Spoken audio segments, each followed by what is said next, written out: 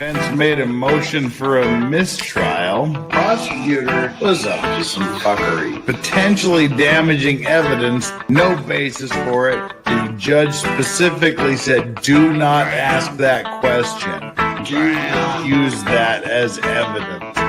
She walked right down the path and asked the question. It may be over on Tuesday morning. Batman Bruce Wayne bitch snitch. Gerald Brooks, your constitution does not apply to me because I'm a sovereign citizen, a traveler on the land, I'm the Moorian Empire or whatever, bitch snitch. Because they're so fucking absurd. If you want to be a sovereign citizen, just do yourself a favor first. Go to YouTube here and just get every sovereign citizen that's ever been before. Find me one that won. God dang, you're right. Don't go down this. It's not the path. Don't have time for stupidity.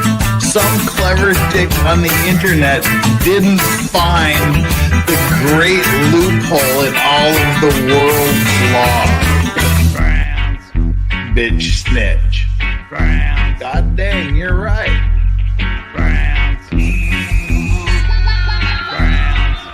God dang, you're right. Traveler on the land. God dang, you're right. Moorish Empire. Traveler on the land. Bitch snitch. Moorish Empire. God dang, you're right. Traveler on the land.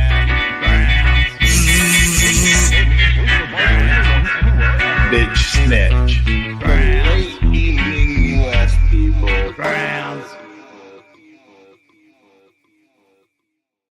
What do you got? I think I can prove to a judge that both of these men had the mens rea. What the hell is a mens rea? It's a legal term the lawyers use. It just means the intention to commit a crime. Okay, come on, let's go. Mens rea? Put the cuffs on him. How could we have gotten mens rea? We take blood? Can you do it without taking blood? We both use condoms. How is this possible? I want to see a doctor. Can I have an independent blood test? Money! I feel sick. What are you doing? Mens rea! Oh! Oh! My God! No!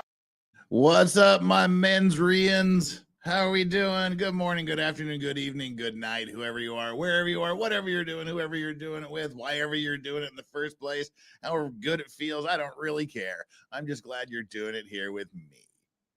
Legal Vices on this little old channel we call Legal Vices. Hey, it's going to be fun as we go into day 2. We're going to wrap up day 2 and begin day 3 of the LEILANI Simon Toddler in a garbage dump murder trial. A horrible trial for a horrible woman. Yeah, we're going to plow through this thing. We've got I think it was an 8 or 9 day trial.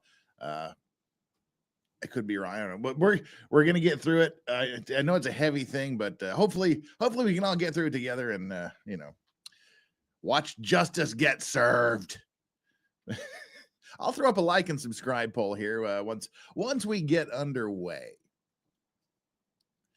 Oh yeah, I just got a message from YouTube asking if I wanted to put mid-roll ads. Nope, sorry. I actually demonetized the last video we did. Like I didn't demonetize it. I turned off the mid play ads from our last LEILANI Simon trial we did, which was Wednesday, because I woke up and I looked and I saw that YouTube, I decided to place a lot of ads and I started counting. YouTube placed 60 ads in the last stream. 60. Like 60. Every 3 minutes, it had put an ad. So I thought, yeah, we'll just turn the ads off for this because that's just ridiculous. I almost said the other word. It's ridiculous. All right, everybody. we don't really have a lot to do here to get ready to go, other than to say we're going to pick up where we left off. A detective had just finished his direct examination and was just about to undergo some his cross-examination. Sorry, it's early Saturday morning here. Well, it's late morning. It's 11:25 a.m. here on a Saturday morning, but we had a good Friday night, so the brain is still kind of engaging. You'll have to be a little forgiving and work with me a little bit here. But to begin with, the first little bit of housekeeping we have to do is to say hi to Flux. What's up, my dudes? I am so ready for the fun. We've invited Flux as our What's up, everybody? non-lawyer normal human being to join This us. is horrific. Well, you're not that bad. I enjoy having you around. See what I did Oh there. man, yes, I'm here and ready for it. Well, and hello to the disobedient stepchildren over on Rumble. Good to see you all here. And the ghetto.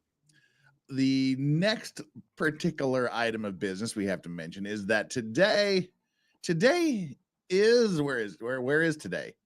Today is day 53 of the Emotional Support Potato Pig Dog Cam. Slidey Pie is over there on Rumble. Howdy. All right, day 53 of the Emotional Support Potato Pig Dogs. Will the streak end today? I think there's a possibility it could end today because it's Friday night. It's a sort of an unplanned. Well, it was an unplanned for planned for stream, or a planned for unplanned for stream. I said just pay attention because it'll happen at some point, and it did. So we might not have the same amount of viewers. It might be the end of the Emotional Support Potato Pig Dog stream, but it's entirely up to chat. So it's out of my hands. That's a good run, though. Yeah, it could be, but chat has come through before, so we'll see. I think one of the funniest things, one of the greatest things, was watching Josh pick up what did he pick up? Strawberry? Yoda. And just like seeing the full potato it was just funny. It was funny. And he sticks his little legs out when he did it. All right. The Emotional Support Potato Pig Dogs are locked and loaded, but it's entirely up to you folks whether that happens. Super chats, as always, if they come in, will be read at natural breaks or during recesses if people take too long looking for evidence. We'll read whatever super chats may or may not come in. We'll be watching at a 1.25 speed, which I'm just setting right now. And Jen LJ dropping the 20 right out of the gate for the doggos, for the Emotional Support Potato Pig Dogs. Thank you so much, Jen L. Put us 1/5 of the way there with one single solitary super chat. Nice. Okay, well, like I said, we'll put the like and subscribe poll up, but I just want to invite all 113 of you that are here to hit that like and subscribe button. And I guess that's kind of it. I like having Flux here. I like doing these. And this is the normal streaming time for Friday for my channel. Well, it's a couple hours late, but this is the normal time. But I just haven't been able to do it the last few Fridays for everything going on in my life. But it's good to be here. It's good to ruin everybody's Friday night with this horrific story for those of you that are in a Friday night. But hey, we got this. Thank you for hitting that like. Thank you for hitting that subscribe button, and make sure you get on over to House of Flux to like and subscribe to her. Just like every single video she's ever done. Subscribe to her channel. What's our next milestone? Where are we at? Oh, I've been at 2,260 for like 6 months. Oh, see, we need to get like 40 more so she can get that up. Oh, giggity. Right. We love getting it up. Baby Gator, bus stop rando and stuff. I love that. I don't know what that means, but I think it's funny. I know, it's awesome. Baby Gator, bus stop and rando stuff dumped another 20. Thank you so much. Finally get to see you live. Woo! Doggos. Oh, and it's also nice. Baby Gator, bus stop rando and stuff has just become a new member. Nice. The newest member of the Clean and Sober crew. Thank you very much. Touch my little heart. Just put a smile on my face. Put a little bit of warmth in my cold, dead heart. You think the bus stop rando is like in reference to like 12 random people at a bus stop? Could be. Hope so. Mm. 'Cause then it'd be funny. Nice. All right, folks, let's jump into this here, shall we? Flux is on limited time, so we want to use her as our. I like having Flux on here as our normal, average, ordinary, everyday citizen. Layperson. Yes, the Layman. layperson. Yes. Mhm. So we get we get this from a view of someone who's not a Spurg lawyer like me. So, It's like, yeah, you see it that way, but us normal people, we're like, oh, damn. yeah. I'm like, it's just another baby in another dumpster. And you know, you kind of get jaded to stuff like this. Like a case I'm working on right now is somebody kind of got sucked into an air intake thing of a giant ship, and I'm like, another day at the office. Oh, So yeah, it's like a that's horrific accident, brutal. but I'm like, you know, happens. Oh, A giant I mean, container you fell have- on someone and smashed them. Hate to clean up that, but yeah. oh, yeah. I feel like Yes. that would. You were correct. It is a reference from the Maya Kowalski trial. You were correct. Ah, nice. Ayo. See, I could be a smart person too. You are. You're so smart. In fact, we are going to start this right now. Ayo. Get us up there. This is, what's this dude's name? This dude's name is on my banner. Where's my banner? This is FBI agent Brian Osden. Ooh. Brian Osden, FBI agent, is just about ready to be cross-examined. I can't remember exactly what he was directly examined about. He was searching the dumpster area, I believe. Ah. All righty. And there should be a good balance with court volume and us, but we'll just have to see. Sounds Let's good. get it on. Let's go.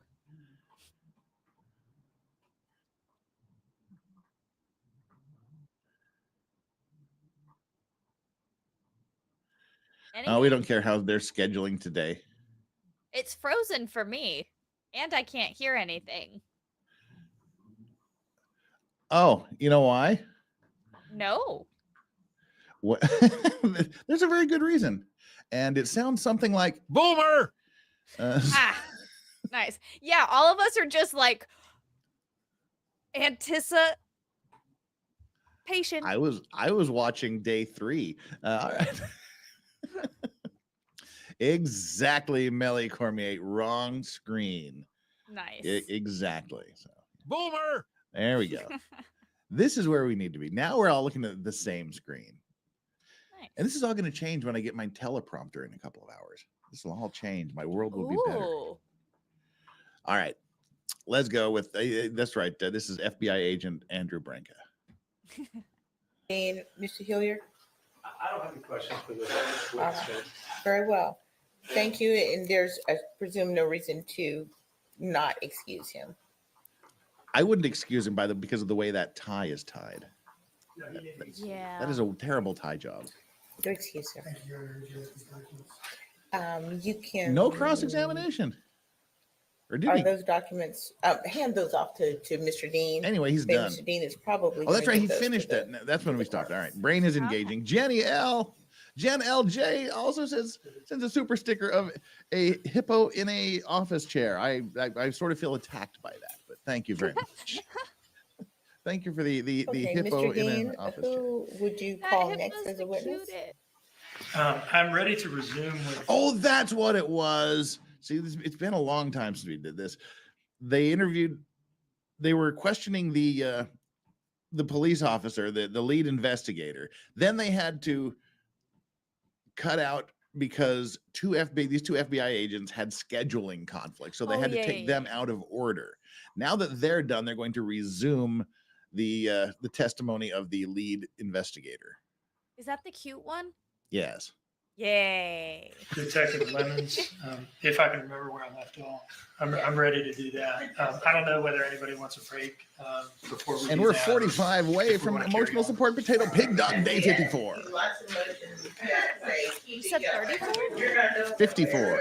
54, Okay, nice. so Detective Lemons, come back and take your place. Detective Lemons. witness She has stand. nice lemons. You are under oath. You remain under oath. Miriam Lemons.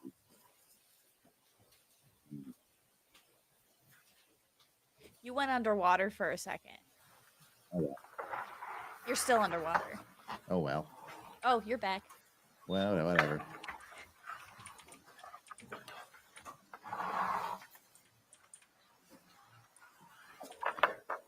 And Mr. Dean, whenever you are ready. Thank you.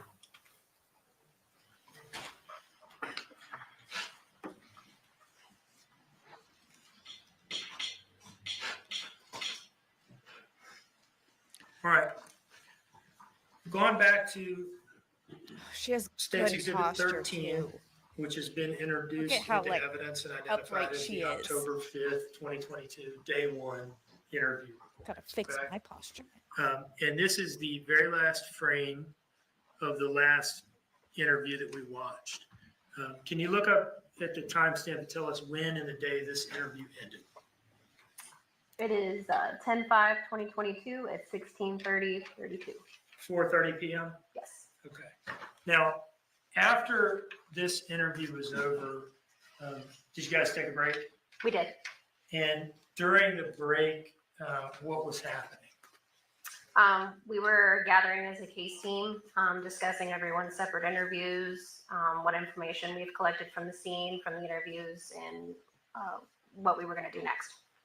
And was one of the next things you did, or the next thing that you did with the defendant, is ask her to write a written statement? We did. And how did that begin? So we did that with her, Paul, and Daniel. Each one of the groups had a form that we read from explaining what we were looking for in the written statement. They all agreed to do it. Now, was she in the interview room still when you asked her or approached her about writing a written statement? Yes. Okay. Before you did that, did the two of you at some point go out and smoke a cigarette together? We did. Are you a smoker? I'm not. You were that day, though? I was that day. Okay. What? While Do you were know how smoking a hard it cigarette is with to her, I smoke a presume cigarette that was and never? outside. Did was. she just like take a cigarette and like smoke? Because I want to know in what world she wasn't coughing like crazy and that she was just able to like, yeah, I just smoked. Yeah, I'm not a smoker, but I was that day. Perhaps she quit and she's like, it could be that she had quit previously and she wasn't a smoker now. And then she's like, all right, there's a crushed up baby in a dumpster somewhere. I think I need a cigarette again. Could have been Yeah. that. I could see that maybe. Yeah, that's Interesting. Yes. Okay. Did you two of you kind of engage in small talk? We did. Did she talk to you about her family, things like that? Yes. Did she mention anything in particular to you about Zane and her relationship with Zane, her oldest child? She did. What do you remember her saying? She talked very fondly of Zane, how he got her through a lot of emotional issues in her life. And did you catch in one of the recordings that we've already watched her saying something about the importance of the first 24 hours of a missing persons investigation? Yes. What did she say about that earlier, as best you remember?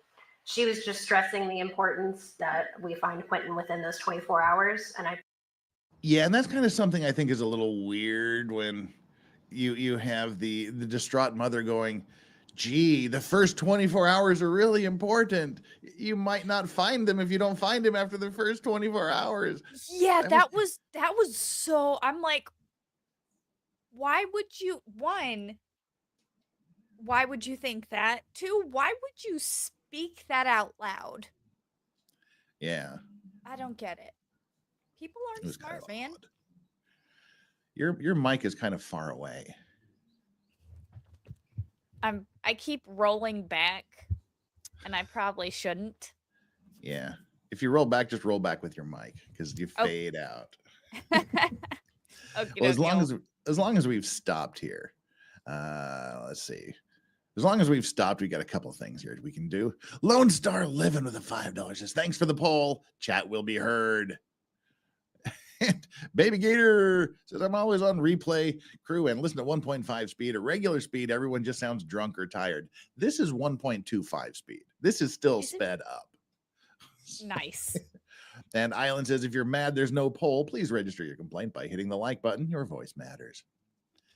And we did start at the poll here. So in today's like and subscribe poll, which just reminds you to do the YouTubey things of hitting like and subscribe. Your like and subscribe poll today is, should we continue with these like and subscribe polls? 4% say no, they're dumb as hell. 7% say I suppose, whatever. 26% so far said, yeah, why not? And 64%, of course, Island demands it. Those are your answers. I want to know that 4%. Like, y'all, come on, have fun. I do them precisely because they're dumb as hell. All right. I really liked your one the other day about the 4 different types of punishments that we should bring back. That one was fun. And now, just as we were going to get back into this, just as I was ready to hit that play button, Jen LJ drops the $50 heat. And I almost played a horribly inappropriate wrong button. Dropping the video. I almost played Did you almost play the bitch? I was yeah, I almost played that one. Say the gotcha bitch, huh? Yeah. Jen has put us directly across the finish line. Yay. We are now across the finish line. We have got to that point in the show where we can get rid of the banner. This happened real quick. I'm expecting one day this never to happen. So day 53 is gone. Ladies and gentlemen, we are now officially in day 54. Ooh. Day 54 of the emotional support potato pig dog cam. Yes. Keeping the streak alive. It's that time. It's that time, Flux. It's that time. Yes. Do it. It's time to give the command that we love to hear. Release the hose. There it is. Yay! And Yoda's asleep in the dark. We'll zoom in once we resume court. Did I ever send you a link to that show, Release the Hounds? No. There's a TV show. It's a game show. It's kind of like Fear Factor, but at the end, they sick German Shepherds on you, and you have to run away from them. Oh, nice. And they do the Release the Hounds, and the candidate has to run, and then they get like so many challenges, a certain amount of time head start. It's fun. It's weird. Okay. All right, let's jump back into this, shall we? I believe she mentioned the odds were going to decrease after that 24 hours. Did that seem to be her understanding of how these things work? Yes. That if 24 hours goes by without the person being found, and the odds kind of tank? Yes. While you were outside smoking a cigarette together, did she repeat that same thing? She did. Oh, she repeated it. Great. And wonderful. Did she say anything to you while you were smoking a cigarette outside about her relationship with Bubba, with Henry Bubba Moss Jr., Quentin's father, during the time period that she was pregnant with Quentin? Yes. What do you remember her saying about that? That her and Bubba had already split up before she even found out that she was pregnant. And then she talked about how Bubba didn't believe that she was pregnant, and that she had Quentin by herself. Like she gave birth to Quentin by herself. You know, it was after that. I think if someone's giving birth, that's pretty much proof they're pregnant. Back in the interview room. Yes. And sometime after that, you all I'd say that's a good sign. Correct. Better than an HEG test.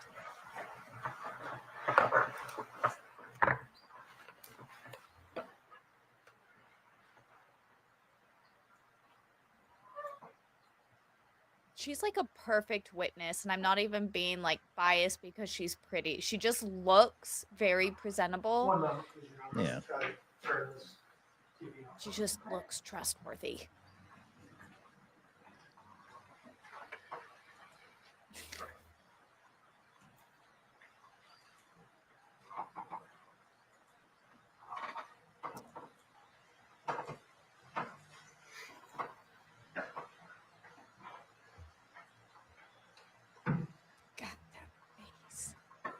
All right, let's. Opening up from State's I was going to Exhibit fast forward. 13, He's talking now. a file labeled Interview Room 1857 to 1947. So we've talked about a lot. So What time are we at now? 1858. 6:58 p.m. Yes. 1883. And what's about to happen here? Yeah, We're about to read from the form her instructions for the written statement. and there's some things that I'm sure you want to, be sure that we completely understand. And so because of that, I want to take the time and just have you write, from start to finish, what we talked about. And I got a couple of things here I want to read to you. And then I'm going to leave this with you and then give you the opportunity to, to put in your words, what happened, so really, starting. This police interrogation brought to you by Coca-Cola and snacks. Doritos, it looks like. So I'm going to put the date on here. Today is October the 5th. So 10/5/22. So I'm just going to read this out. I'm going to read this piece of paper with you. And you can read it again. I want you to completely understand kind of the purpose and process of the statement. They're going to be reading her rights. Before recording any of your memories, You know what that means. as long as you need to picture in your mind Oh, no. where you were, I think they're trying to hypnotize her. what you were thinking, how you were feeling at that time.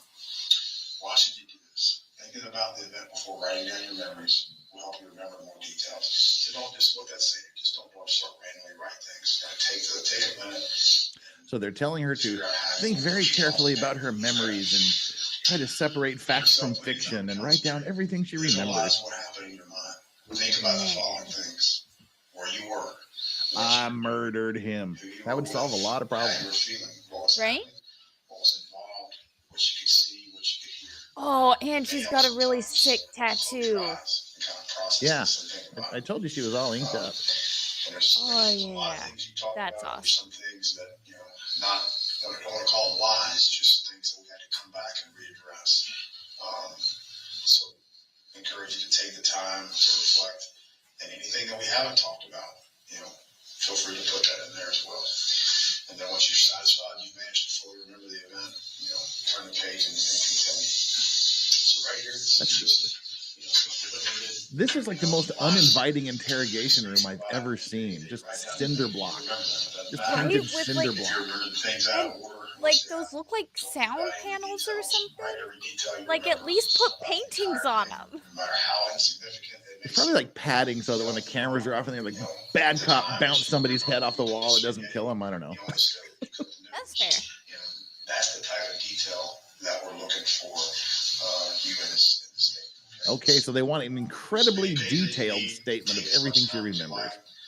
Don't guess about the details. If you can't remember, just put basically, I know this happened, but I can't remember the exact time. And just make sure it's complete and exactly as possible. And we're going to give you as much time as you need to do this. Don't rush it. She thinks she's acting really well. This is the biggest thing in my life right now. I know it's the biggest thing in your life. So just know that we're here and we're going to continue to, like I told you earlier. And know that we're here. We ain't going nowhere, bitch. Mm-hmm. You have any questions at all? Okay.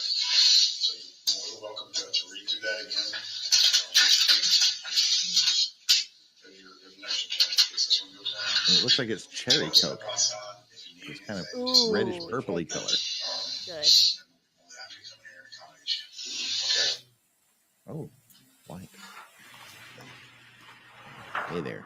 What a lovely badge you have. After those instructions that we just watched, the defendant proceeded to complete a written statement in the interview room. She did. And did she eventually come to the door and let you all know that she was finished with it? She did. And did she give it to you? Yes. Do you see in front of you a document? Oh, we get to hear what she wrote. Cool. Oh, this is going to be State's good. Exhibit 17. I do. You recognize that document? I do. What is it? So the front page is the instructions that we had given her, and the following pages is her statement. Or her. Is it a fair and accurate copy of the original written statement that she completed? It is. I would introduce this into evidence as State's Exhibit He 17. mocks. Okay. What's up, Jazz? Exhibit 17 is admitted without objection. Now, those instructions that we heard Special Agent Snyder reading on the video, is that what he was reading from the front page of that? Yes. I'd like to publish this to the jury now by having you read her written statement. Not all the instructions, because we just heard this, but what she wrote. Okay. My fiance and I picked up the kids from the babysitter, Michelle McCarta, around 4:30 p.m. When we got home, I started cooking dinner. I was cooking the sausage and the hamburger meat for the spaghetti while Daniel, my fiance, was getting the kids settled down and cleaning the room. After we ate, I put Zane, Quentin, and Sky in the bath. Yeah, Daniel, the person who she tried to throw under the bus last time, her fiance. To start getting ready for bed.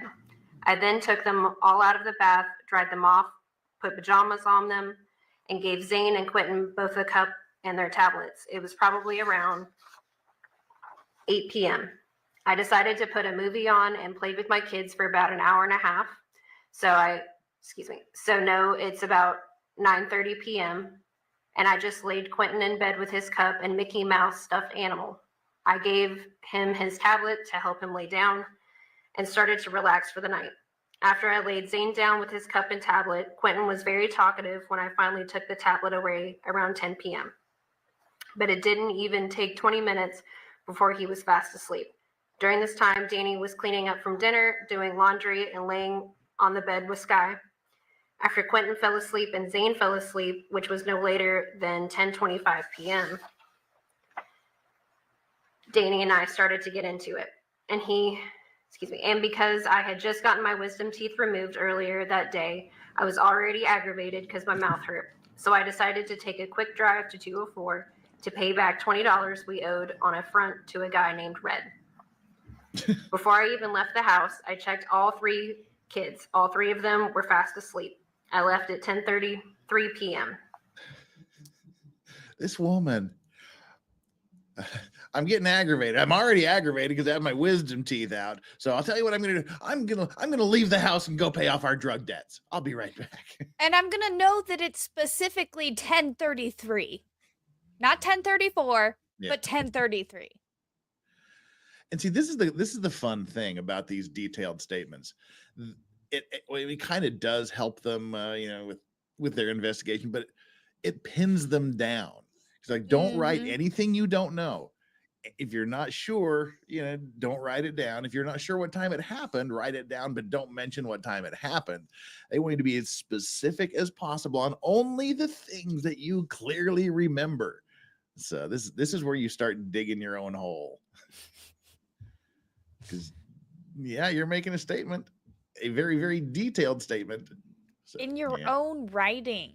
Yeah, in your own handwriting. Which means you had to think about it as you wrote it. Yep. Which they said that 2 or 3 times. They think very carefully, think long and hard. Yep. Oh, this bitch. Arrived at 204 at 10:44 p.m. and arrived back home at 10:54 p.m. I then checked on all the kids one more time before I crawled into bed with Daniel. I then attempted to get some rest, but my mouth was keeping me awake. I stay in bed for about 2 hours until 1 a.m. until I finally had enough of my mouth hurting.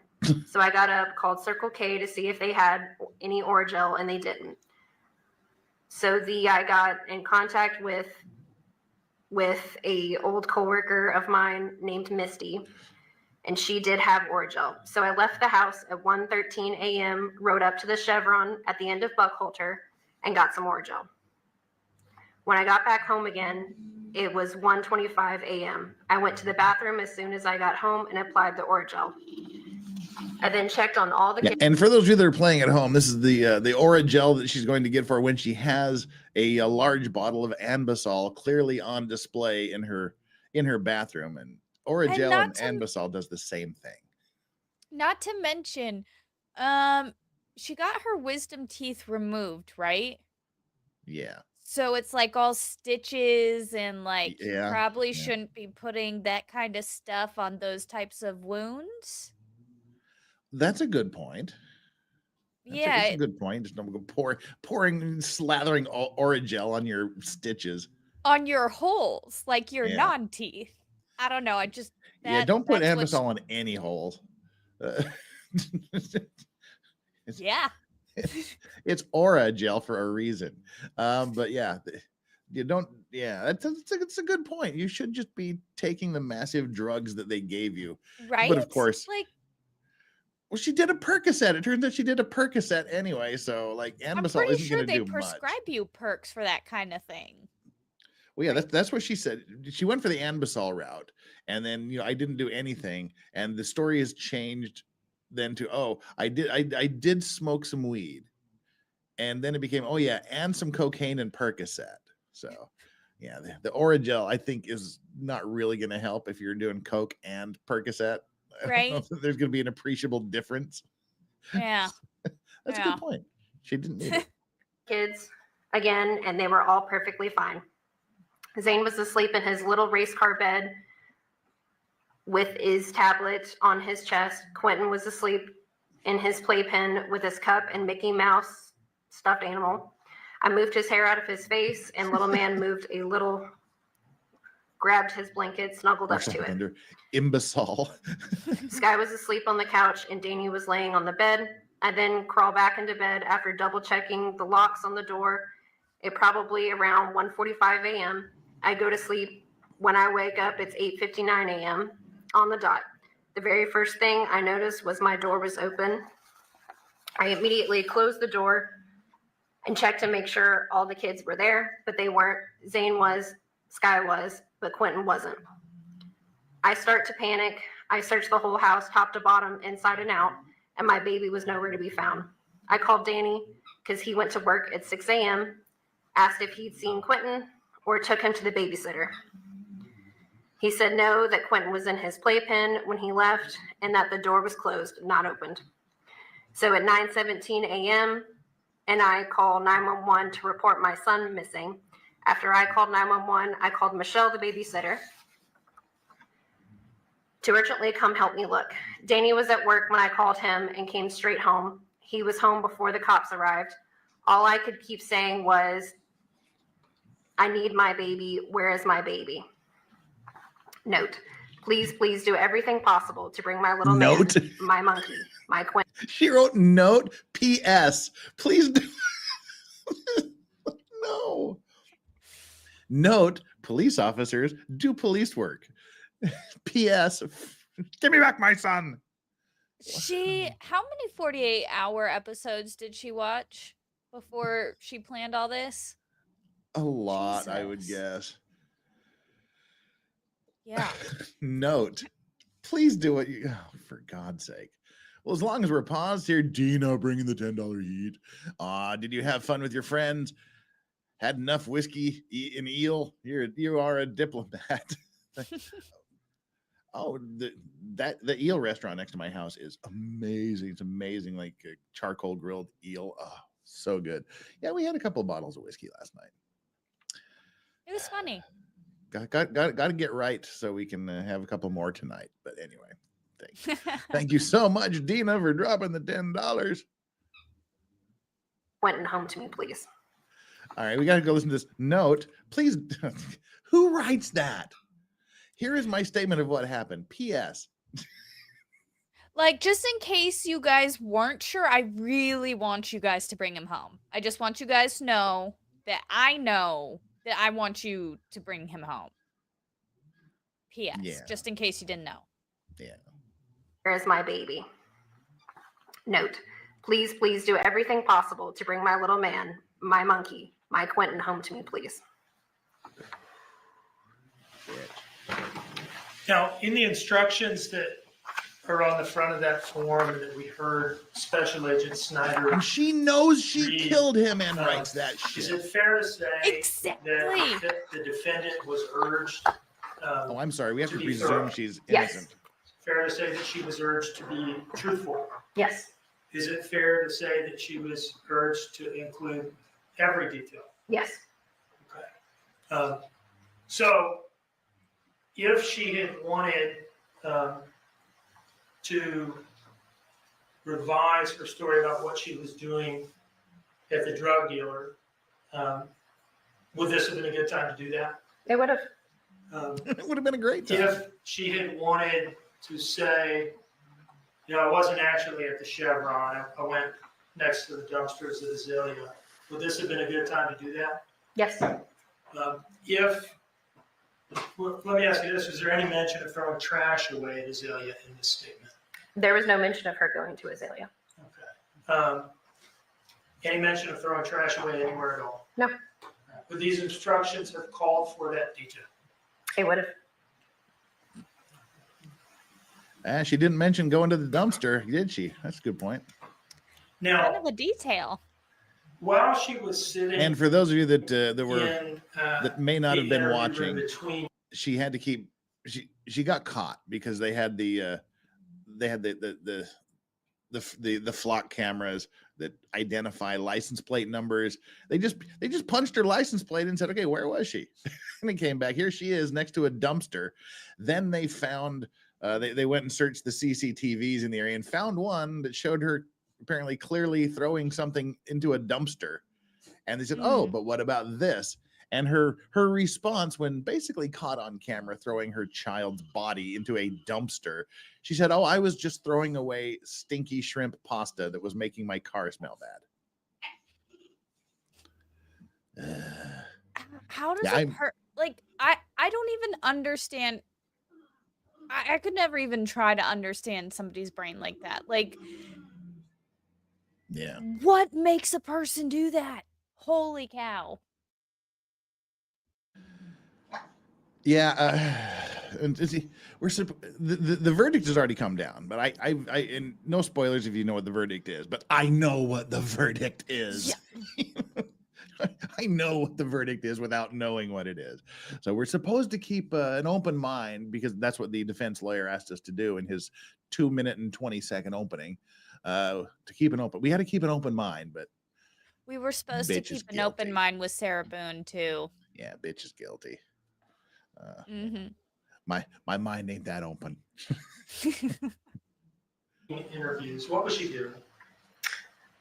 She was eating a few times, talking to some of the officers walking by, or the ones that were sitting there watching everyone. Now, at some point, did she make a disclosure to an officer out in the hallway about anger problems, behavioral issues? She did. And was that captured on camera? It was. Ooh, I bet we get to see that. I don't want to see a video of her throwing her kid in the dumpster. Your Honor, at this time, I would No, about her State's having Exhibit anger 13, issues with file entitled. Yeah, I mean they're showing videos though. I'm just talking about down the road. Oh, yeah, no, I don't You may want to see that either. Now, what time is this at? So the timestamp on this is 21:01. So 9 p.m.? Yes. Okay. I'm going to keep asking you. I know. And who's she talking to? I believe she's talking to Officer Carlson and Agent Solomon. Okay, Savannah Solomon. Yes. Yeah. Okay. And what are we going to hear her say, more or less? She's talking about her anger issues and how she can snap into anger very quickly. And I'll publish this now, Your Honor. There are days that I wake up, or days that something so little just might happen. Just like a trigger. And a snap. It was almost like I'm a completely different person. The way I talk, the way I move, the way I look at you, everything, even my tone of voice. You feel that happening? You know?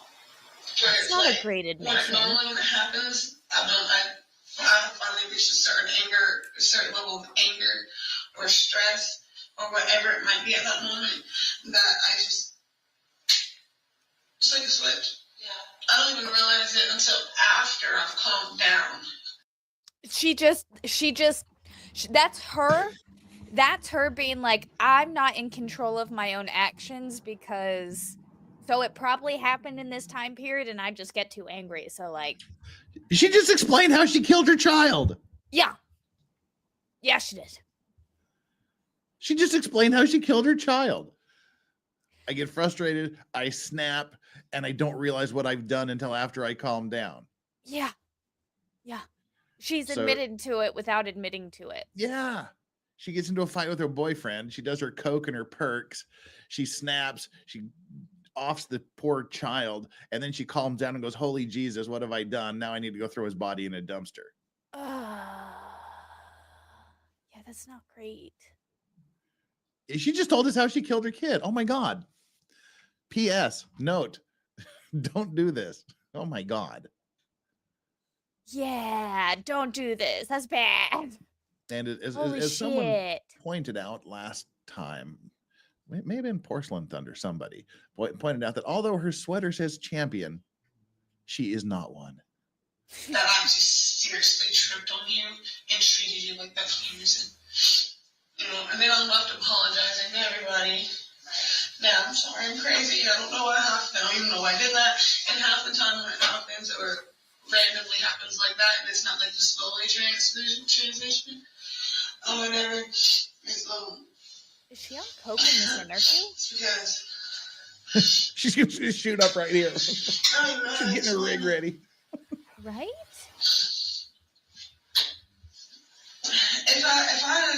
If I'm doing pretty good throughout the day and I've had a good day overall, and then something went triggered, it's slower. Okay. I can feel it. I can feel myself changing the way I talk, the way I think, the opinions I have, everything. I can feel it, the difference. But when it happens, like a day like today, with the amount of stuff going on and stress and emotion or whatever, that's snap. And for those of you that are asking, it's Flock Camera, Flock. That's the name of the company that makes the Flock safety systems. So, That was a terrible video for her. that was really bad. That was like the opposite of good. Yeah. The opposite was very of helpful. really amazing. Very helpful for the police. Yeah. Oh my God. Holy cow. She literally just Why are explained people how so she killed her stupid? child. Huh? She absolutely just explained how she killed her child. Yep. And she didn't even care. She's just like, I just snap. Yeah, no coke in the bathroom and no heroin in the interrogation room. Yeah. She's on Good she appears to be on something. No idea what, but Well, holy this was a few hours after things, which she was still probably had the coke and the perks. Well, the coke probably wouldn't last that long, but depending how many of the perks she took. Wow, let's continue. Hey, Now, sometime after that, did you and Special Agent Snyder interview her again in the interview? We did. Okay. And before that, had you further searched her phone? Yes. And had you seen messages in her phone about buying and using Percocets? We did. And is that, at least in part, what you wanted to talk to her about? Yes. And did you all talk to her We did. about that? Yeah. What did she say about the Percocet messages? That she was buying them for a friend. Friend named? Cheyenne. And did you ask her whether she uses any drugs other than marijuana? We did. Now, she had mentioned smoking marijuana earlier, right, but hadn't mentioned any other drug use. That's correct.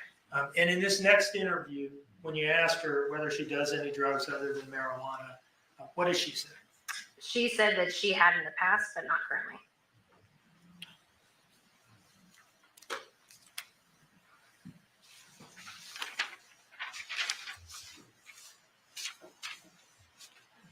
Your Honor, this next interview is something close to an hour long. I'm ready to play it, but I will just float that to the court and the jury, I suppose. Ladies and gentlemen, it is Are we gonna watch another hour-long interview with her? 4:25. What more does she have to I say? think we should take a quick break. But we're going to fit this this exhibit in. We're going to hear it. I want to give you guys a quick break before we sit you down for an hour, okay? So let's take a quick break. Let's make it 10 minutes. It's 4:25. We'll be ready to go at All right. 4:35. Wow. How much more did this woman say? I mean, she's just spouting off. Normally, I hate watching these long interviews, but hers are quite interesting. Almost as good as Sarah Boone. Wow. All right, jury, I assume is coming in. And other than like crying while the jury came in the first day and wiping away a few possible tears 2 days ago, she hasn't shown the slightest emotion at all. I mean, yeah, jury, look no at more that napping. face. Yeah, no jurors have fallen asleep yet this day. So Well, hurrah for that. yeah. That's always a All good right. thing. Ladies and germs, let's settle in for he said about an hour, so that'll be roughly 45 minutes ish our time. D Watt says, wouldn't ever eat an eel. Eel is it's just a great white fish. It's a really long fish with tiny fins. It's amazing. It's really, really fatty and juicy and buttery. D Watt says, verdict is in. Wood chipper. Exactly. Wood chipper. Fair. Let's go. Fair. Very good. Have a seat. Ladies and gentlemen.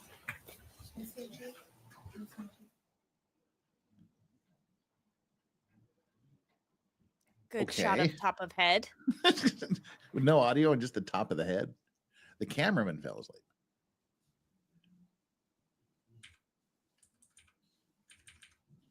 I do like a good pinstripe suit. I just had with Ms. Hinchy, a staff attorney.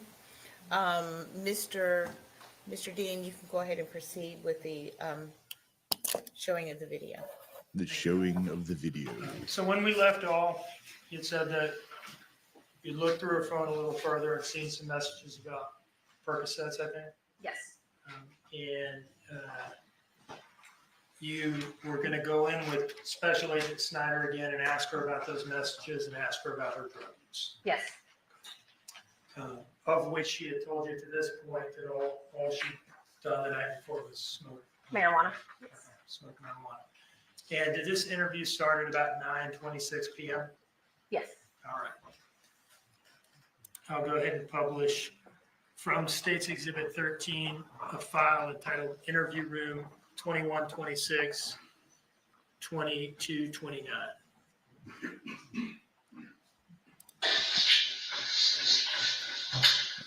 Anything? Before we sit down and look at the ball? My brother's ordering food. Okay. Okay. Thank you so much for being patient with us. There's just a lot of things we're trying to work through and figure out. So, thank you so much. I appreciate you. Gotta do well with Yeah, I appreciate you. as much detail as I could, and I was being like, this is who. A lot of good detail in here. So we appreciate you taking the time. Oh, now they're gonna grill her about her statement she just wrote. Oh, now they're gonna tear her apart. I couldn't get the times on, but I do know that he was cleaning up from dinner too much. Yeah, I mean, memory is it's impeccable when it comes to the exact times. Yes. There's a lot to do with Life 360. We're trying to keep a schedule. I guess. Trying to. I can barely get up in the morning at times. Now, anything in particular you can remember when you went to meet Red at any area of Flacco's Tacos? Mm-hmm. Is there anything you remember about that? Any cars that you saw? Anything that stuck out? I can take this perspective that I watched Red pull off and go the opposite direction of where I went before I pulled off. Which way did he go? He went up towards, not towards. Opposite of 95. Opposite of 95. There you go. Directions. Was there any other cars in the parking lot? None at all that I could see. Not parking lot. The death penalty is not on the table. She is facing life without parole. Sentencing will be later. And how about the Orgel? The Orgel? Yeah, how did you pay for that? Oh, I didn't. I called my friend Misty. She already had some. Okay. Because when I called Circle K and they didn't have any, I got in contact with her. And I had to do that off of a text now because her phone's not on there. So I did that. She never tried to call. They ripped her phone record. She never tried to call the store, never tried to ask about Ambisol. And this Misty friend of hers, she said that she called. Misty's like, bitch, I ain't seen her in months. If you're going to use somebody, you've said it before, if you're going to use somebody for an alibi, make sure that person's also tracking. Yeah. Danielle, what's up, Danielle? What's up? Good to see Danielle's alive. Good. Good to see you on this Friday evening. And I agree with that statement. Yeah. I met her right there at the showroom. She walked up there. She handed it to me. She remembered all of it. So not Orgel, you will find it in the bathroom. And you don't see anything at the showroom? Any cars there at all? Just the U-Hauls that they normally have parked there. Okay, help me again. Is that the showroom on the corner? Buck Halter. Buck Halter. Yeah. So when you get to that light, if you're coming from my house, heading towards 17, you would go right, and it's literally immediately on the right-hand side.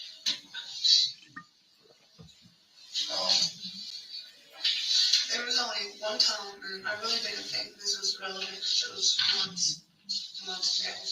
I left that Jasmine's food about 9 o'clock at night.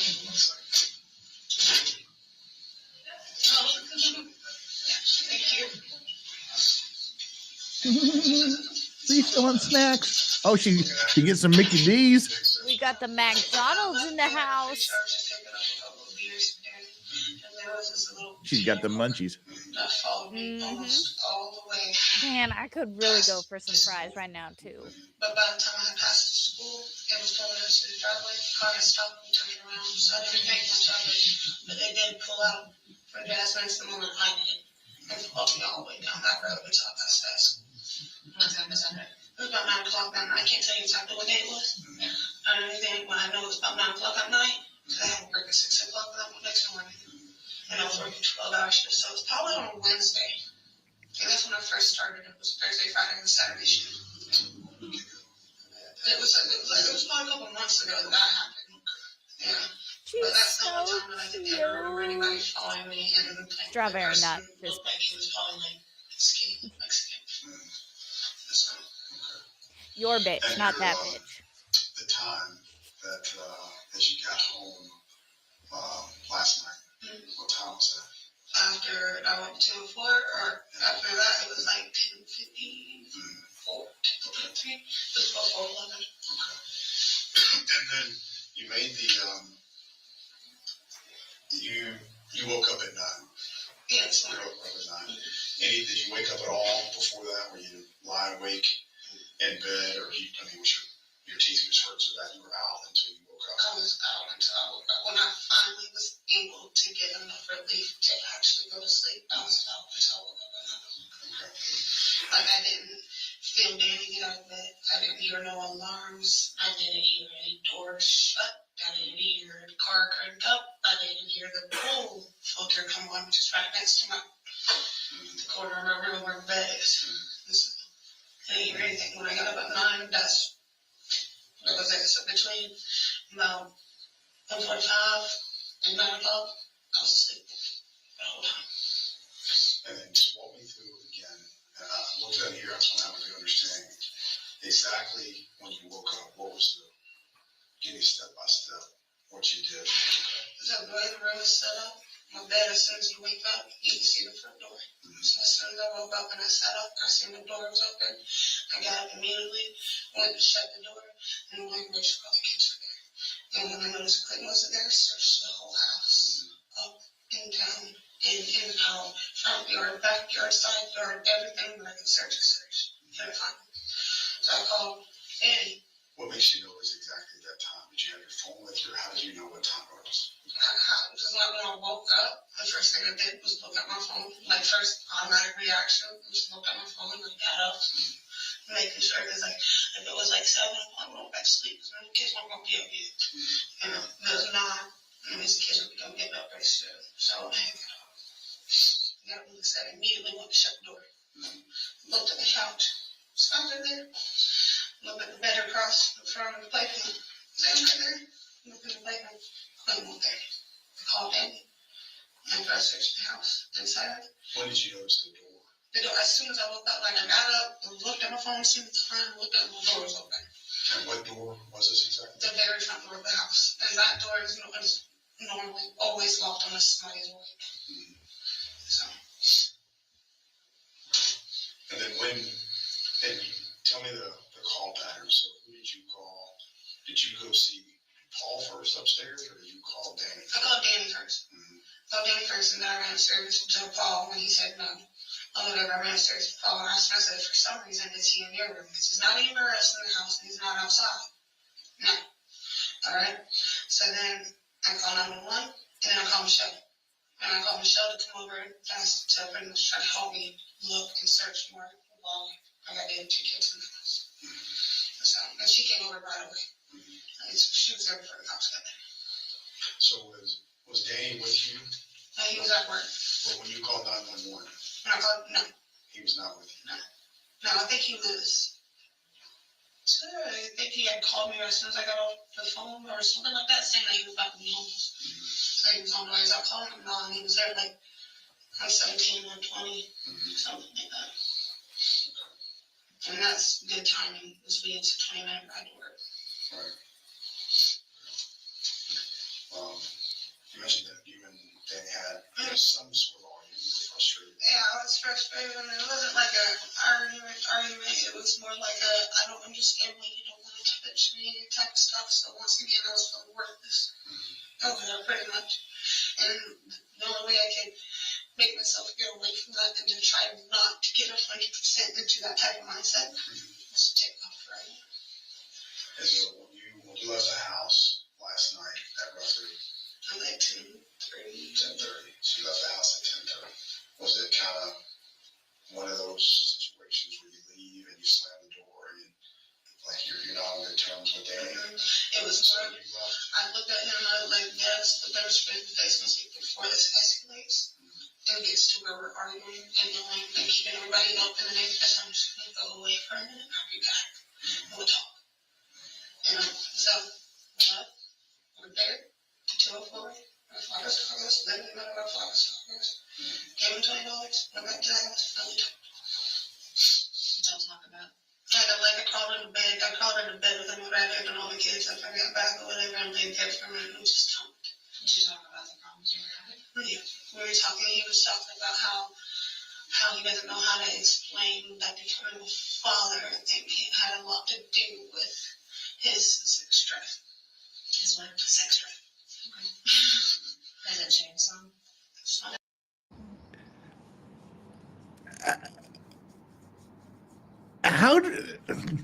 How did we end up here? I've been paying attention to Strawberry. I'm not sure. How did we end up here? She's mad at her fiance Danny because his sex drive has changed and he doesn't want to sleep with her. Yeah, that was what she was raving about in her suicide video that she made.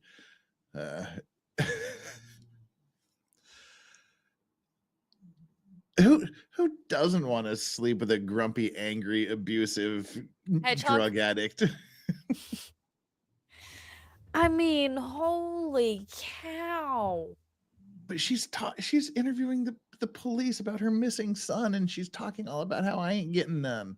I ain't getting none from my boyfriend. And we're angry about it. So I decided to go pay off my drug dealer.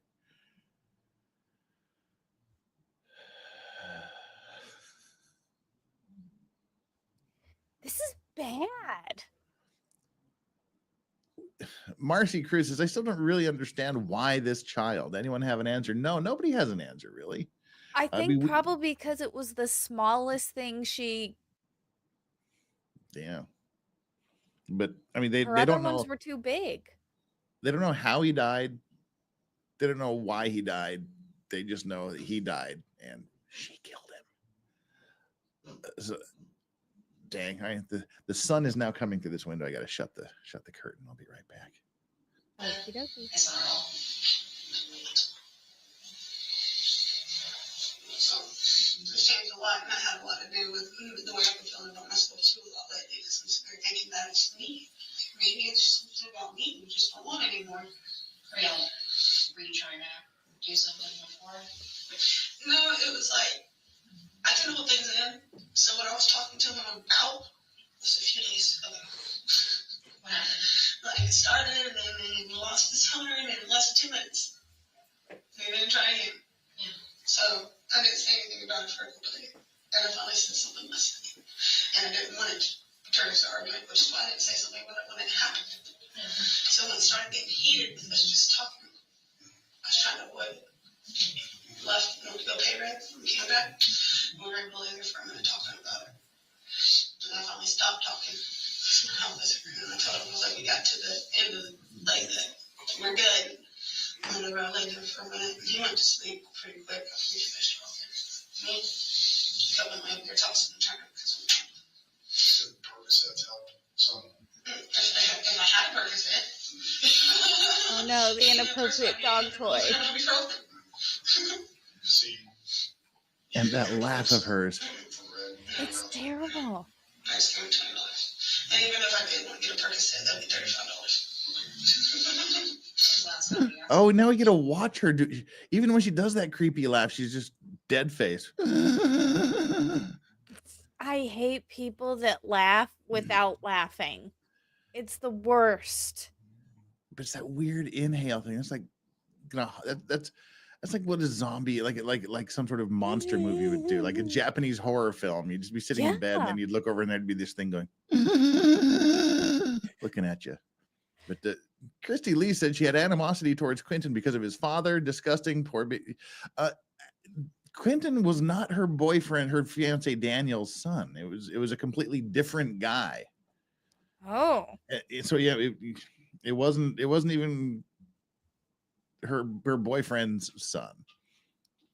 Because the last time we watched this, she had the lead detective had to tell the story of how they had to call Quentin's father and basically tell him that his son was dead,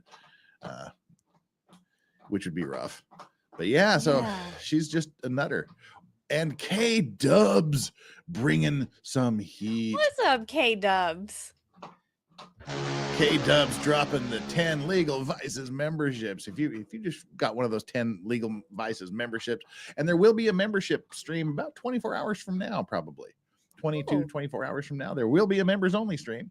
If you got one of those 10, make sure you give K-Dubs a super special thanks. That is super, super awesome. Thank you so very much for doing that. Oh, you're so darn generous. And D what? Member for 8 months, just German Shepherd.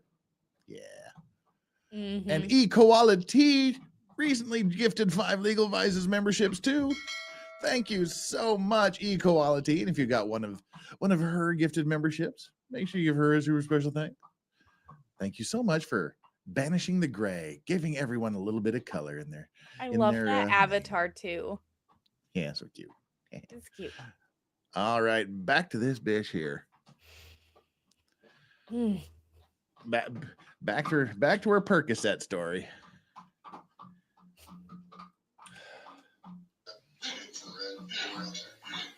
I just gave him $20. And even if I did want to get a Percocet, that'd be $35. When was the last time you got some? Last time? I would buy some for 6 months ago. I don't do pills like that. Like, if anything, anybody got to worry about anything with me is smoking weed. Because I don't smoke the hell out of weed. I'll be honest about that. Everything else, no. My mom's a drug addict. I watched her OD. I see her almost get covered up in leaves in the kitchen. So I stay away from that. Anything that's not homegrown or bought at a convenience store, I don't want it. I mean homegrown, I don't mean cooked on stove, I mean cooked on dirt. They're homegrown and grown. She reminds me of Pennywise in the new It. Yeah. No, she does. She reminds me so much of the new Pennywise in the show It, with just that the big eyes and the little laugh. Yeah. She looks a little bit like Skarsgård, the actor, anyway. But then just that frozen face thing. It's just Pennywise. Ugh. That's bad. We have to get a better understanding as to what went on. You know that we gave us your authorization to go through the text messages. There's text messages in there about you purchasing as recently as within the past 24 or 48 hours. So just would you mind talking about that? Is that dated, or help me understand that? Is it dated?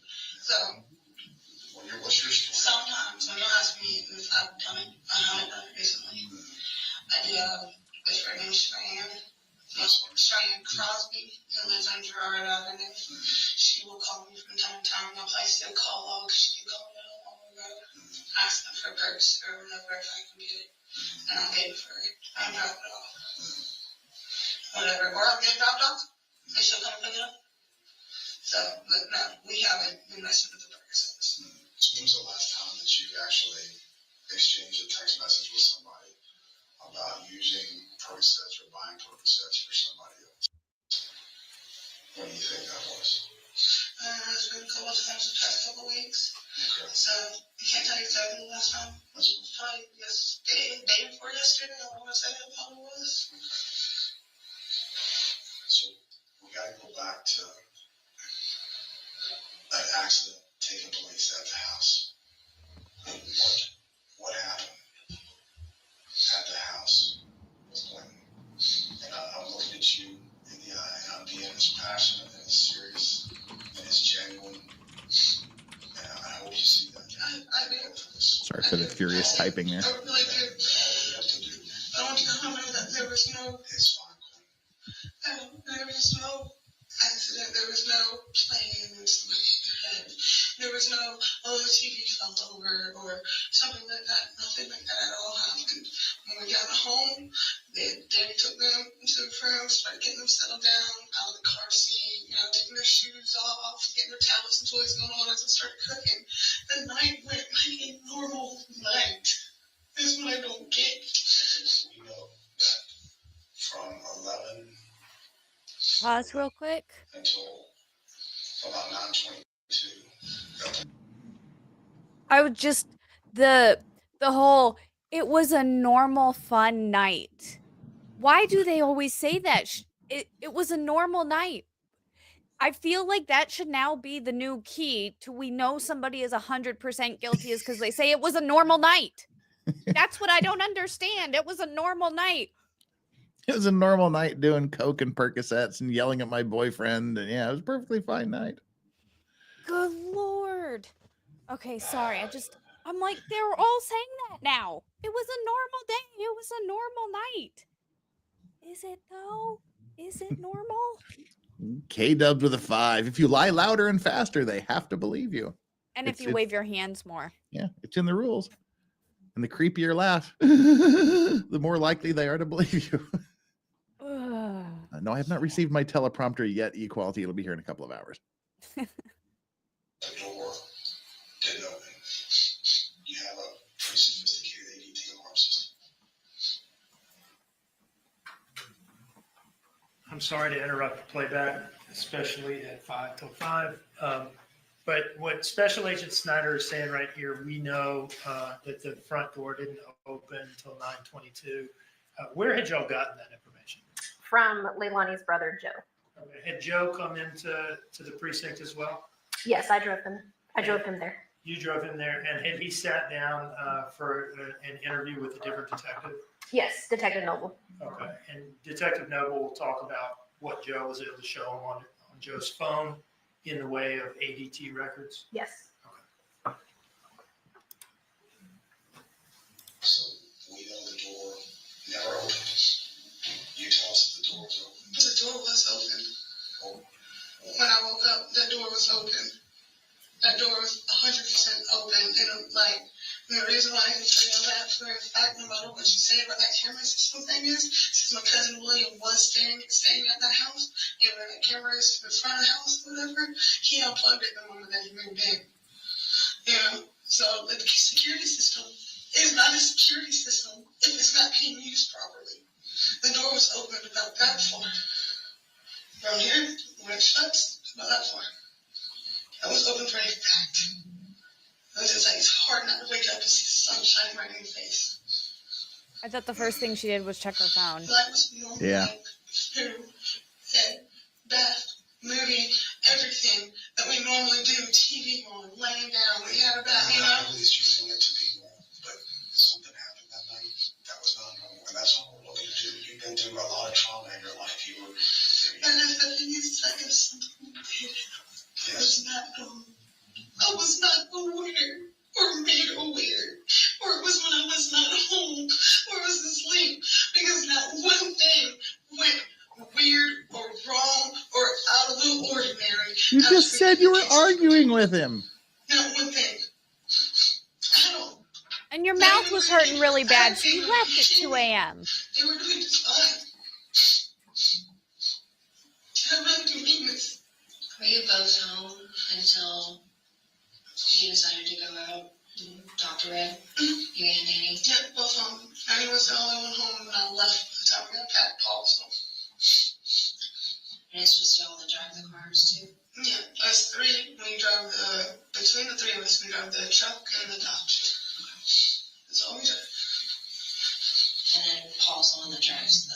He drives the truck. No, the truck. He drives the truck more often. We drive the Dodge more often. It's better on gas. What kind of car is the Dodge? It was a 2015 Dodge Journey. Is that what y'all went to go pick up the kids in? That's what we picked up the kids in. That's what I used when I went to I know, it's getting cold. When I went to get the Origel. Now back to the Origel. Gotcha. And you just took the normal route down Buck Holder for both of those? Yep. And what time was that again? She picked up the kids? 4:30. 4:30.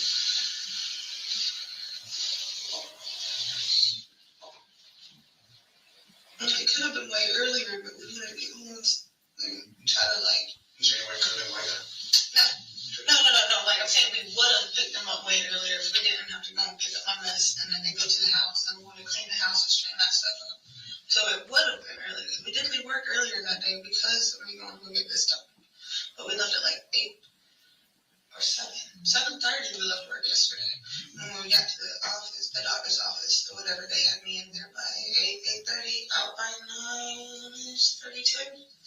Something like that, 9:32. Whatever. And then we went and dropped off prescriptions. We went to Kroger's. We went to the house. We straightened up the house now. Or whatever. And I relaxed for a minute. Just drank salt water and watching Netflix. Not Netflix. HBO Max. I don't got Netflix on me. And then I told him that text Michelle, make sure it was okay if we picked them up at 4:30. Because I was still okay, let her know what was going on. Like, yes, we are home, but this is what's going on. And that's what we did. And we picked them up at 4:35 to be exact.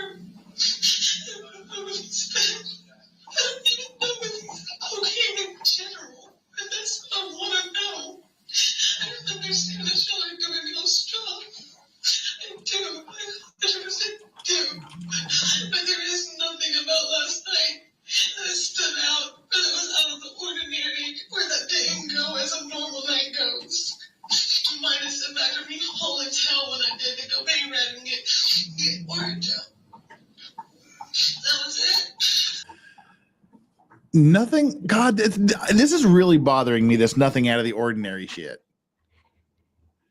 Maybe it was regular for them. Like every night they were fighting and irritated with each other. But she's literally saying there's nothing out of the ordinary. There's nothing abnormal about getting your wisdom teeth pulled out, being on edge, having an argument with your boyfriend, going out to pay off your drug dealer and pick up some Orajel. Just a normal Tuesday night. Yeah, that's just a normal. Come on, Jeff. What do your Tuesdays look like? Come on, that's just a normal night. Wow. Now you have to leave in a bit, correct? Yes. All right. Yes. Let us know before you do. Okay. Accidents happen. Things happen that in your mind that you want to suppress, that you just want to push as far away from reality as possible. That happens. That happens in everybody's life. But there's things here that just aren't adding up. And I want you to help us understand that. Okay? Your car, Dodge Journey. You drive that. What's the white powder that's put in the back of that? What is that? Baby cereal that busted in a cereal bag. Oh, the white powder is cereal, is it? Mine's the Dodge Journey with your tag. Sure.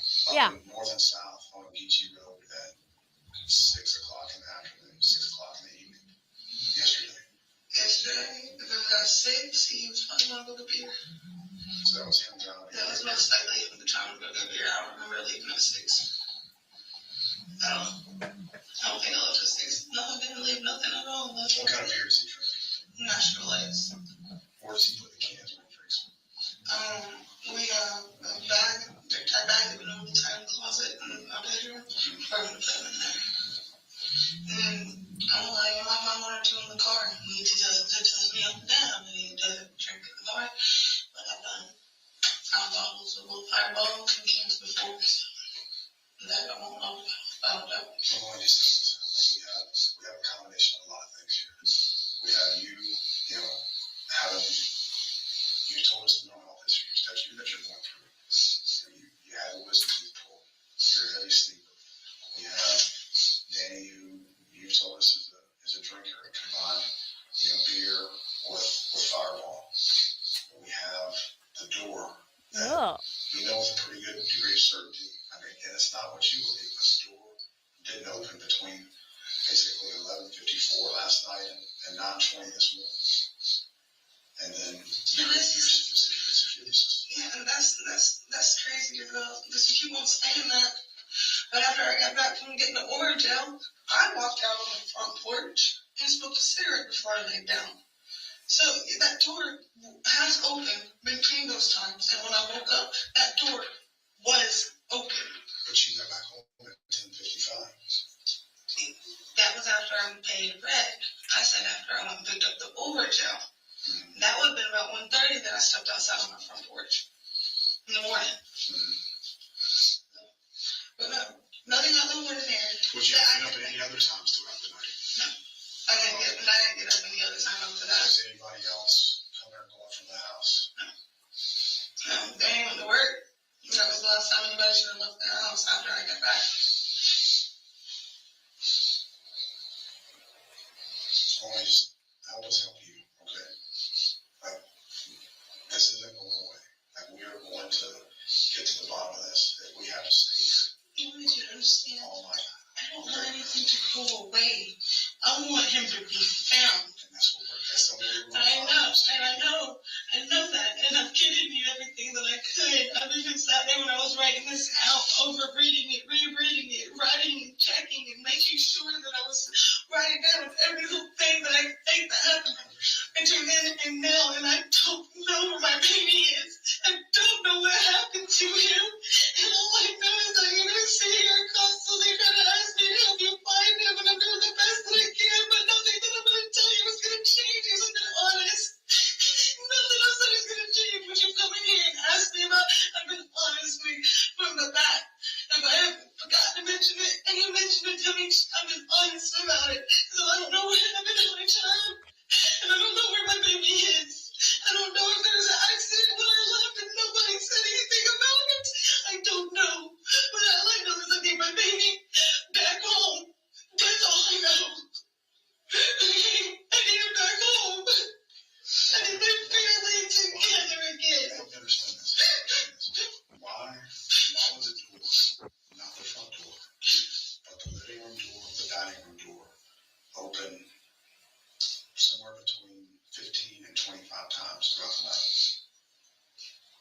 sure. Look how she's just mean mugging him now, from hysterical to mean mugging. The dining room door. Any other door in the front? I was gonna say the dining room door. People are quite in and out frequently. Now the other. Doors open 15, 20 times during the night, but she was sleeping. Yeah. Uh-huh. Oh, all right, I do have to take off since we've paused it here. Yes. Okay. All right. Wow. Thanks for joining. Yeah. This has been interesting. Yeah. Well, that's why I like having you on. You're the voice of reason. Thanks for being here, Vlogs. It was super fun to have you. Oh yeah, thanks for inviting me. And You need to set up that Red Dead Redemption stream. Yes, and we need to do another Unexplained. Yeah. Yeah. Isn't Danny there? She is. Yeah. Oh, she's here in Korea for a bit. Nice. I'm not sure if she's gone back home yet or not. Huh. But yeah, we need to do things. Thanks for stopping by. Yeah. Have a good night, guys. Be excellent to each other. I'll see you guys later. Bye. It's just us now, Straubs. You, me, and the dingus dog over there that's just out. Right, everybody. Oh yeah, we'll do it Unexplained. I've got lots of people that want to be guests on the Unexplained. So. All right, let's continue with this. We've got a bit more. See, this is the thing. That's why they said, think very carefully. Look into your memory. Look and write down everything you did that night. Write down everything that happened. Everything you can remember, and now they're just pounding her on the inconsistencies and the things that aren't there and the unexplained things, and now she's getting frustrated and upset because she is just getting raked across the coals. They know good goddamn well she did this, and now she's getting frustrated because she realizes how stupid she sounds. The door, nobody's been in and out. Last night. Last night? I know that at one point I went out the back door to the play side. That's no way. It's just you trying to help. I know. I went to the back door of the play side to try to collect all the cups and stuff that I always find everywhere. Because 11 something, I had already went to red and came back. It was 11 something. I'm just trying to help. Just straighten up and clean up. That's all that was. I opened that door, but that door only opened, that door on that side only opened twice. The other one would be in and out between Paul going in and out, Danny going in and out, letting the dogs out. That's the only time the other door would be opening up. Well, then Megan McCarthy says it took them months to put her behind bars. It did for the reason they didn't have the body. It's not easy to charge someone in that situation where it's just kind of they're lying, but you can't prove they're lying. But as soon as they found the body, that's why they didn't give up. Every day for 6 weeks, 20 to 30 people are scrounging through scrap after scrap after scrap of landfill garbage because they needed to find that. They did. And as soon as they found her, they laced her up. And plus it gives her all that time, all that 6 weeks to talk and say more stupid shit that they can use. So yeah, they sat on it. They sat on the arrest, but they did it for a good reason, and they laced him up.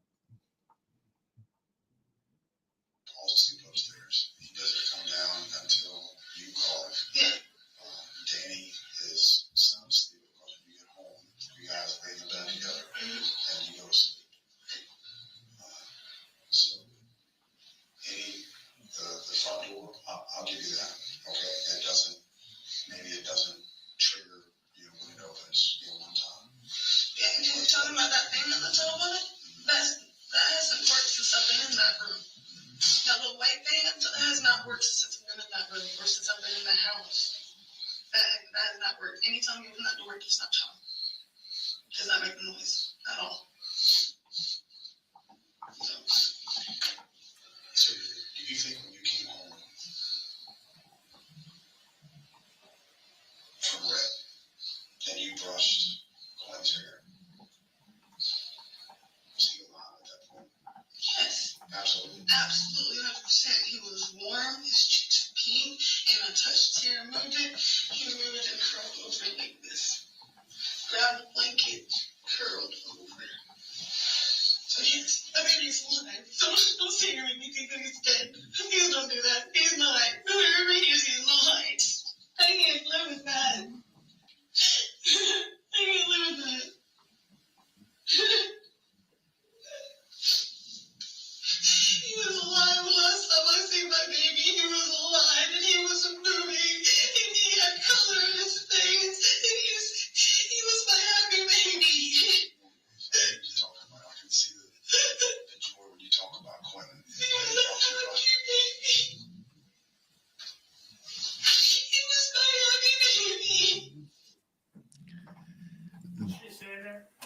was my happy. Yeah, I was just going to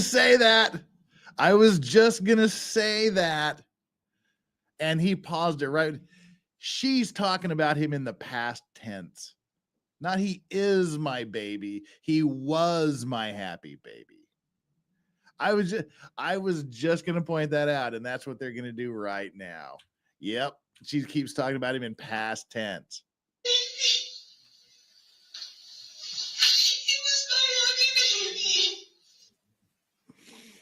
What's she saying there? He was my happy baby. Was, not his. Was. Gotcha, bitch. Paused it at 22:08:01 to ask that question. Resuming playback now.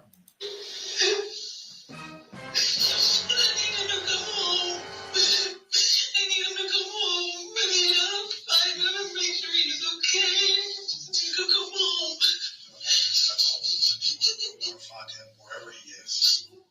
If he needs attention right now, that's all we want to do is bring him back to his mother. I don't know. Accident happened. We have to do some sort of accident happen. What's his name? It's like, I don't want to. Just tell us what happened. That's all we want to know. There was no accident. There was no somebody falling. There was no horse playing. There was no door being left over and a child walked outside. There was none of that. None of it at all. Then whatever happened, somebody picked that baby up out of that playmate and they took him with them. Yeah. That's what they did. And that someone was who? He didn't get out of that playmate on his own. You. No way. At all. Now that being tipped over by his brother or somebody picking him up or having a toy in there to step on. He could not get out of there. So I do not know where he happened to him. I don't know where he is. I don't know if something happened when I was not home. I don't know. I don't know who to trust. I don't know who to talk to. I don't know if his family does the worst thing to you. So how am I supposed to know? I don't know. I don't know. But I tell you this, we just will not be left alone with nobody again. Shut the hell up. You don't trust Danny 100%. Because of what he's done to me. That's why I don't trust him 100%. There she's throwing her fiance under the bus again. I don't trust my boyfriend. I have never done it. I have never come home and seen marks on my kids. I have never came. Do you think he takes care of it when he's... Yes, he does. He'll take care of him, that man. What if I told you that if you're not home by the time that you say you're supposed to be home, and Danny's there with the kids by himself, that he just leaves and just leaves the kids there unattended? Would that be a surprise to you? Yes. That would be 100%. That is something he would not do. That's something that he does. Huh? Yeah. I don't. Did he say that? We're looking at every possible. He's left my kids unattended before when I was at home. And that's what we're trying to get to. What else has Danny done? What accident happened? I don't know if there was an accident. What did he talk to you? He say anything? Said nothing at all about the kids when I got home. Nothing. He just laid there and he was just talking about my ink issues, my mental problems, what makes him turned off about me. And I did the same and told him about what turns me off about him. And we went to bed. So I'm not understanding. I don't think he would do anything, but then again, I didn't think he would leave my kids alone. Sounds like a lovely conversation. We just laid in bed and talked about what we hated about each other.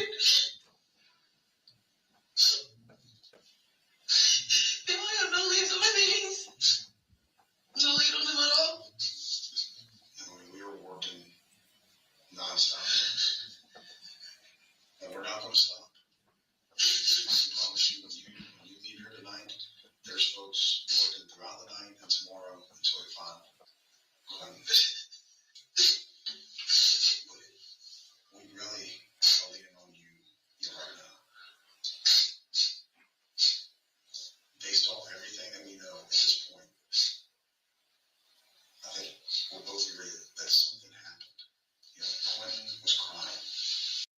Yeah, they're done with her.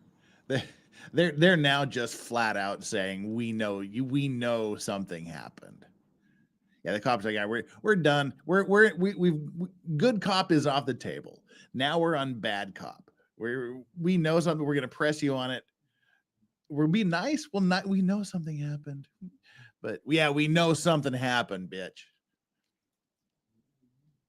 So they already know he's dead, and they know she did it. Yeah, they were in the landfill 3 days after. They got the dumpster schedule, they got the dump truck schedule, they got the records showing where that dump truck offloaded the garbage and a body, and then they cordoned that thing off, and within 3 days, I think it was, they had people crawling all over the landfill. So yeah. Somebody got frustrated.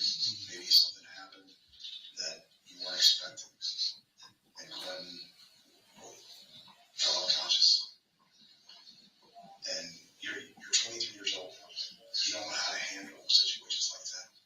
Danny didn't know how to handle situations where, you said you don't remember him falling, but you said multiple times throughout the interview, we've gone back and forth. He was battling, and there were some times he was crying, and it can get frustrating. I've got 3 kids myself. He's from that, like, ever since he's been able to walk or crawl, he's always been the battling thing. And it doesn't frustrate me. I'm used to it. And then I got Zane, and then I got him, and then I got Scott. Whatever. If there is something that happened, I don't know what it was. And I want y'all both to look me in my eyes. I would not pick somebody over my children. Never would I pick somebody over my children. I would not. I don't care how much I love them. Okay? I have never once seen him hurt my kids. I have never seen marks on my kids. And nothing else the way last night made me feel like he would have done something or was acting some way like he was trying to hide something. Nothing at all made me think like that. And I am an overthinker.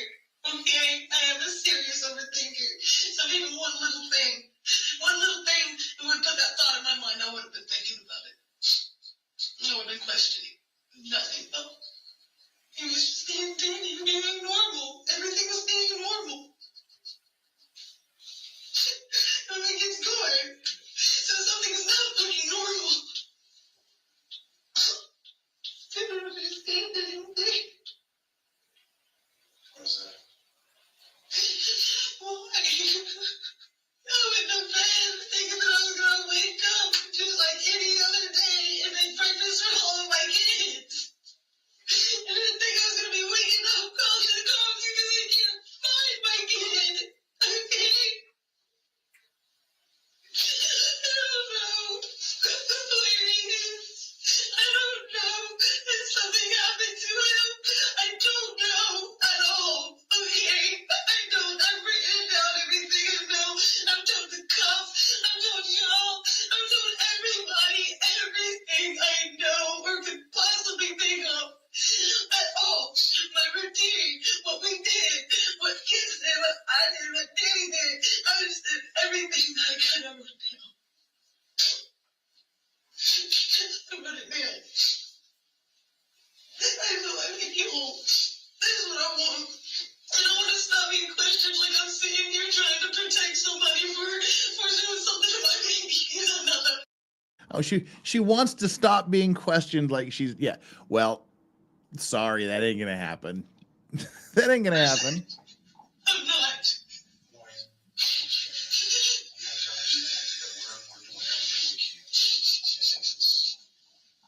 Does it happen this day and age? It does, but very rare. A 2-year-old, a 21-year-old young man, young kid, just at random. Somebody comes into the house. There's things that cause that to happen. There's, being involved in illegal activity, and someone taking your kid, to get back at you or some sort of retaliation. And I think we alleviated that. You told us like, hey, I paid my drug debts. The whole reason I was out there at 10 past 10 o'clock at night was to pay the drug debt to Red. I don't owe anything to Red. K-Dub says this young lady is worse than Casey Anthony. Yep. Thank you for 2 months of memberships. And yeah, the cops are right.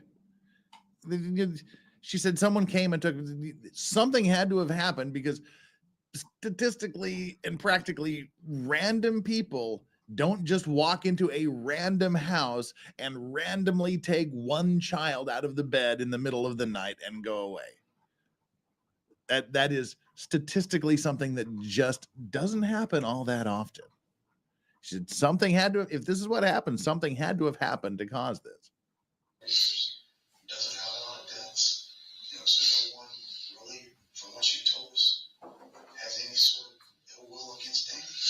So the motivation for somebody to come take your kid because they're mad at you or mad at Danny, isn't there. You don't have that. Like you're good people as far as that goes. Then we go down to your baby daddy. And we talked to him, and we know that he hasn't been in Chatham County in probably 3 weeks. I don't know. So there's, the first thing that we think of and stuff like this is, hey, is this parental kidnapping? Is there a custody dispute? Well, the only custody dispute is between you and your mom. And that's somewhat of a paper trail that you guys have done so you can still be the mother that you want to be. Your mom, granted, you don't have the best relationship with her, so she was willing to put her neck out there for you to say, hey, I'm willing to put my name in the paper that I'm going to be the primary caregiver of these children. But she's in Chicago or wherever for 3-4 months at a time. So you've got all these pressures on you as a 23-year-old young mother, that's dipping and dabbling into, drugs. That's just one thing that's so frustrating to me. 23 years old, 3 children from different fathers. She's into drugs. God dang it. Use a fucking condom, people. Get on the goddamn pill. Do something. This is just fucking wrong. I'm getting triggered again. Equality says I missed her membership chat. I thought I read this. I marked it off as if I had read it. Equality said I didn't think I could watch this case, but I'll try. That's how much I love you, Jeff and Flux. Oh, well, we love you too. And I apologize you didn't read that. I thought I did. Must be my old age. My memory's failing. But this bitch. This interview needs to end before I blow a gasket. Dealing with Danny, who's call it what you want, probably a heavy drinker. So you got the pressure of the world on you as a 20-year-old young lady with 3 kids in the house, an alcoholic, fiance, boyfriend. So I can't imagine what it is that you're going through. So naturally, all the things, that develop leads for law enforcement, there's not a lot of angles for us to pursue right now. And I want you to understand that that's why we're going to have to continue to rely on you and you being truthful for us to find Quentin. Because if Quentin is dead right now, there's nothing that's going to bring closure to this other than us finding him. He's trying to break her by continually saying he's dead. We don't know that. But at this point, you have to understand, based off what we just walked through, what we explained, that there's not a lot of angles for us to go down. Other than something happened at the house that you may not be aware of, but we're asking you to take a hard look at that. I know you love him. We can tell you love him. I love my kids more than Danny. I love my kids more than Danny. Every single one. And I would do anything for my babies. Every single one. You just made a suicide video and how you were saying goodbye to your kids and bitch liar. Or maybe Max of all the times that I left. So I don't know. Everything was normal when I came back in. There was no sudden movements. There was no being around. There was nothing like that at all. There was nothing that would make me sit there and look at somebody and say, what the hell did you do? Nothing at all. I don't get it. I know, but that's all we want. I've given everything that I could, everything that I could, that I could think of, that I could clarify. I have done everything I could. I searched that place top and bottom multiple times before the cops even got there. Multiple times straight out into the woods in the back of my house. I don't know if something happened to him. I don't know if he's okay. I don't know if he's dead. I don't know if he's safe. I don't know. All I know is that I want him home. And that I'm willing to give whatever I got to for it. And I have. This is everything from the time that we picked him up to last night to when I went to sleep to this morning. I don't know everything I know and everything that I've seen. There was no noises that I didn't hear anything. Nothing woke me up. Nothing woke me up. Danny saying that he did kiss me by and everything didn't wake me up. So I don't know. I really don't. I don't know what I believe that he would do something like that or do anything at all to my child. But I didn't even believe that he would leave the one that did it. So I don't know. That shit not example where you can't fucking trust people, especially with your kids. Oh, bitch, please. Oh, come on. You don't know. She is doing Danny wrong. She's doing her boyfriend, ex-boyfriend clearly now, so wrong this way. You don't know, you can't trust anybody with your kids. Bitch, you killed this kid. Oh my God. I can't even talk to her well enough to tell you if something's happening to him.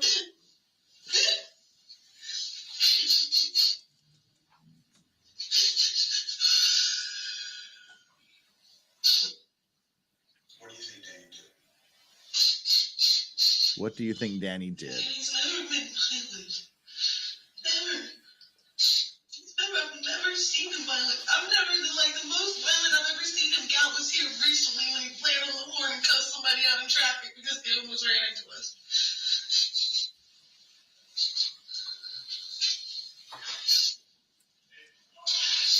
He doesn't even leave a red mark when he pops them. Not even a red mark. Not even pink one. Quentin had this thing about outlets. Trying to take things and put them in the outlets. Or climbing up on counters into the pantry. That was Zane. He climbed up on the counter one day, turned the sink on, had the sprayer thing in there, and it was like a water park in the kitchen. Yeah. Okay? So there's things like that, just the everyday typical things that people get onto their toddlers about. Getting too close to the pool, getting too close to the stove, playing in the toilet, putting the toilet paper and stuffing it down the toilet. No matter how much thing. Paul ever discipline? Yes, Paul will pop them too. The only people that are allowed to are their immediate family. So Paul is uncle. He is allowed to get on. Daddy's allowed to get on too. And my mom and Thomas. Anybody else has to get me or to get on. Often does Paul walk? Not often. Maybe once, twice a week. And it's normally like for an hour or two. Yeah. Like we can go pick up food or grocery shopping and come back home. Okay. Type stuff. Can he just come downstairs? Or Oh, good. We're almost done with the investigation, with this questioning here. I know he has to come downstairs. There's that door entrance to the bathroom that leads out to the dining room and out back, and then the front door. So he has to come downstairs, walk around the kitchen, through the dining room, just to get to the room. Is Paul doing the same job that y'all are doing? Yes, he works at the same place, but he works 2 to 10. He works a second shift. The same exact place, and if y'all need that address where we work too, I can give that. Yes, you mentioned the reasons that sometimes, Danny would pop,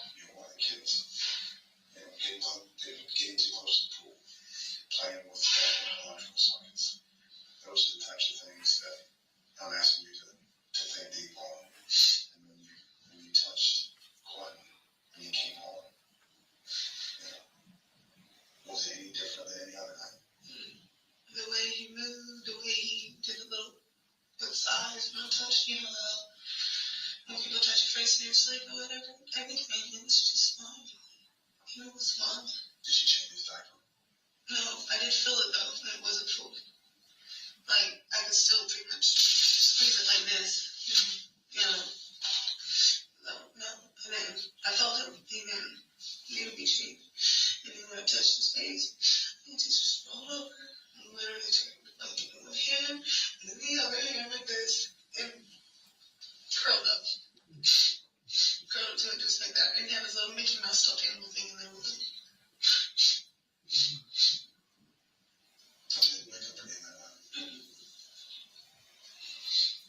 Where was that? Where was the Mickey Mouse and the blanket and the pillow when you got up that morning? The Mickey Mouse wasn't in there. You didn't have it all. It was like when I put him in bed last night, it was in there. When I got up this morning, it wasn't in there. I told one of the officers that too when he came in there asking if everything was there. And I was like, well, I can't touch anything, but I don't see his Mickey Mouse. There's a little Mickey Mouse stuffed animal, just like a regular old little Mickey Mouse. It never that big. He stuffed it almost every night. Does he usually take it around with him when he's not just sleeping? Yeah, he'll carry it on him by the foot or by the nose. And where was the blanket? The blanket was in the corner of the playpen. Okay. Almost like someone picked him up and the blanket fell. Yeah. Blame Mickey Mouse. This 19-year-old that was around the house, you said knocked on the door random times, or about 3 times. I haven't seen him since the last time. Has anybody else other than you seen him? Paul has. Paul can probably give you a description of him for a fact. Paul was in the Yes, Booty Berries. That's a Paul cheeseburger and was the very fries first time I heard him, though. from Mickey D's. So he can give you another description. He's got curly hair, big brown hair, light blue eyes. If I weigh 160 pounds, I'd be weighing a little bit more than that. Do you get a lot of like foot traffic of it? No, not normally, but here recently, there's been a lot of people walking up and down the roads. Yeah. A lot of people. Yeah, just lots of random people walking up and down the road. As well, that she had somebody randomly pull up into her driveway and like attempt to go into her house and through her stuff until she had turned the light on and the person ran off. So, Does Paul usually hang out at night a lot? Paul works night shifts, so if he does hang out with somebody, he hangs out with them before he comes home. We're going to step out and let you eat some of this. I want you to think about a couple of things. You want to be in tonight. Don't think you should go back to the house tonight. No, I wanted to request if I could go to Exactly. She wanted food. I guess they gave her some food. She hasn't eaten it yet, but they just said they're going to let her eat some of it. But when I had my wisdom teeth taken out, it was like soup for a week. I won't be able to go to It wasn't cheeseburgers. At least I can go on my babies. Right? I can go on my babies. With the search having been done, it's not a good idea for you to go back to the house tonight. You can have No. My an issue with a hotel room. that would probably be better unless I don't have to drive 30 minutes. But no, my grandma, I'm in every reasonable to keep Sky over there if we needed her to, and I can pick up the fan and go over there and stay for the night. At a hotel. No, my grandma's house. It's right there in Guyton. Okay. And I was staying there for the night and then going back to the house in the morning. If we could find a hotel tonight, would you do that? If we could find one tonight, I would prefer to be closer and then y'all be able to. Finally, God. That was So painful. what we just watched there pretty much represent the end of that interview session. Yes. I think I'll reserve my follow-up questions for tomorrow. Very well. And at this point, I think this would be a good time to release the jurors for the evening. Just a moment. I gotta tell you a thing or two. So I'm gonna release you for the evening. Obviously, the trial is not over. We have more to get to. So I want. All right, that is the once end of again, day 2. Goodbye, day 2. And now we're going to start on day 3. Now is day 3 coming up here. This is the one I played earlier when I played the wrong screen at the beginning. Jay Lee says, aren't you supposed to be recovering from an epic mindset meme night out? Oh, well, there's a reason that I started 2 hours and 15 minutes later than I'd planned. And that is, there's a reason why I'm hydrating like a mofo right now. But day 2 of meme copium and legal mindset entertainment is going to start in just about 3.5 hours from now. So we'll watch this for a little bit longer, and then we'll call it a day, and we'll have a members only stream tomorrow. And there'll probably be some Lego streaming involved and other fun stuff. So stay tuned tomorrow as well. And Detective Livens as well. So in getting started this morning, is there anything that we need to take up before we bring in the jury? Only the issue of scheduling, Your Honor. Right. We don't need to worry about the schedule. So we talked about how things have shaken. So we've been pretty good with getting witnesses in, not having to do a whole lot of this. That's where we are. Great. So that means You told me that. Can you hear me? Okay, good. all right, very good. Mr. Dean told me that, and I understand. And I've had to deal with Dr. Darisaw in the past, so I know getting her schedule because she testifies often is hard. So I'm fine with doing these 2 witnesses, breaking and doing Dr. Darisaw. That's fine. Okay, let's move on then with the. That's the first time I've seen her smile. And ladies and gentlemen, but now the question: Have you all been able to comply with the court's instructions? Have you avoided conversations and discussions about this case? Have any of you been exposed to TV story? Wow. So this is 5 hours. Day 2, well, there seems to be a lot of downtime, but this detective, this is her second day of trial. The lead investigator, it's her second day on the stand, and she sits there for the full day again. Wow. All right, let's internet. Let's go. Oh, so they're taking the 2 additional short time witnesses out of order. That's the word I was looking for. My brain went into Korean mode there. So just like they did with the 2 FBI agents, they're going to interrupt the lead attorney, the lead detectives, lead investigators' testimony for 2 other witnesses who have scheduling conflicts. So they're going to take 2 others out of order. And I like this blue hat she's wearing today. She's got the blue going. I like that. The blue ensemble there. Good morning. Good morning. You're here because you conducted some DNA analysis in this case, is that right? Yes, that's correct. Could you please introduce yourself to the jury, spelling your first and last name? Yes, my name is Cherie Fentress. The first name is spelled Sherrri. Last name spelled Fentress. What is your profession and where do you work? I'm a biologist forensic examiner for the FBI Laboratory DNA Casework Unit in Quantico, Virginia. And how long have you worked there? I've worked there for about 14 years. What does your work consist of there? What kind of matters do you work on? As a biologist forensic examiner, I perform primarily work on missing persons and unidentified remains cases, in addition to some other criminal casework. As an examiner, I will receive case information and determine what pieces of evidence need to be tested based on that information. I'll determine what the best course of testing is for those items, and then I am the one who will coordinate the movement of the evidence through the laboratory, directing the work of biologists along the way and making key decisions at certain points in the testing. I'd like to ask you some questions. I'm going to disappear for a second. Someone knocked on my door. I think my teleprompter may have arrived. I shall return momentarily. Your education, training, and experience that allows you to perform this type of work. Okay? Can you tell us a little bit about your education first? Yes, I received a Bachelor of Science in Animal Science with a concentration in agriculture biotechnology and minors in biology and chemistry from the University of Delaware. And then I went on to receive my Master of Science in Criminal Justice, specializing in forensic science from Michigan State University. What about training? In order to be an examiner, I go through a training that's about 2.5 years. It consists of practical laboratory exercises and oral boards as well as moot courts in order to make sure that not only do I understand the fundamentals behind what I'm testing, but also that I can express it in a clear manner for you in court. And experience?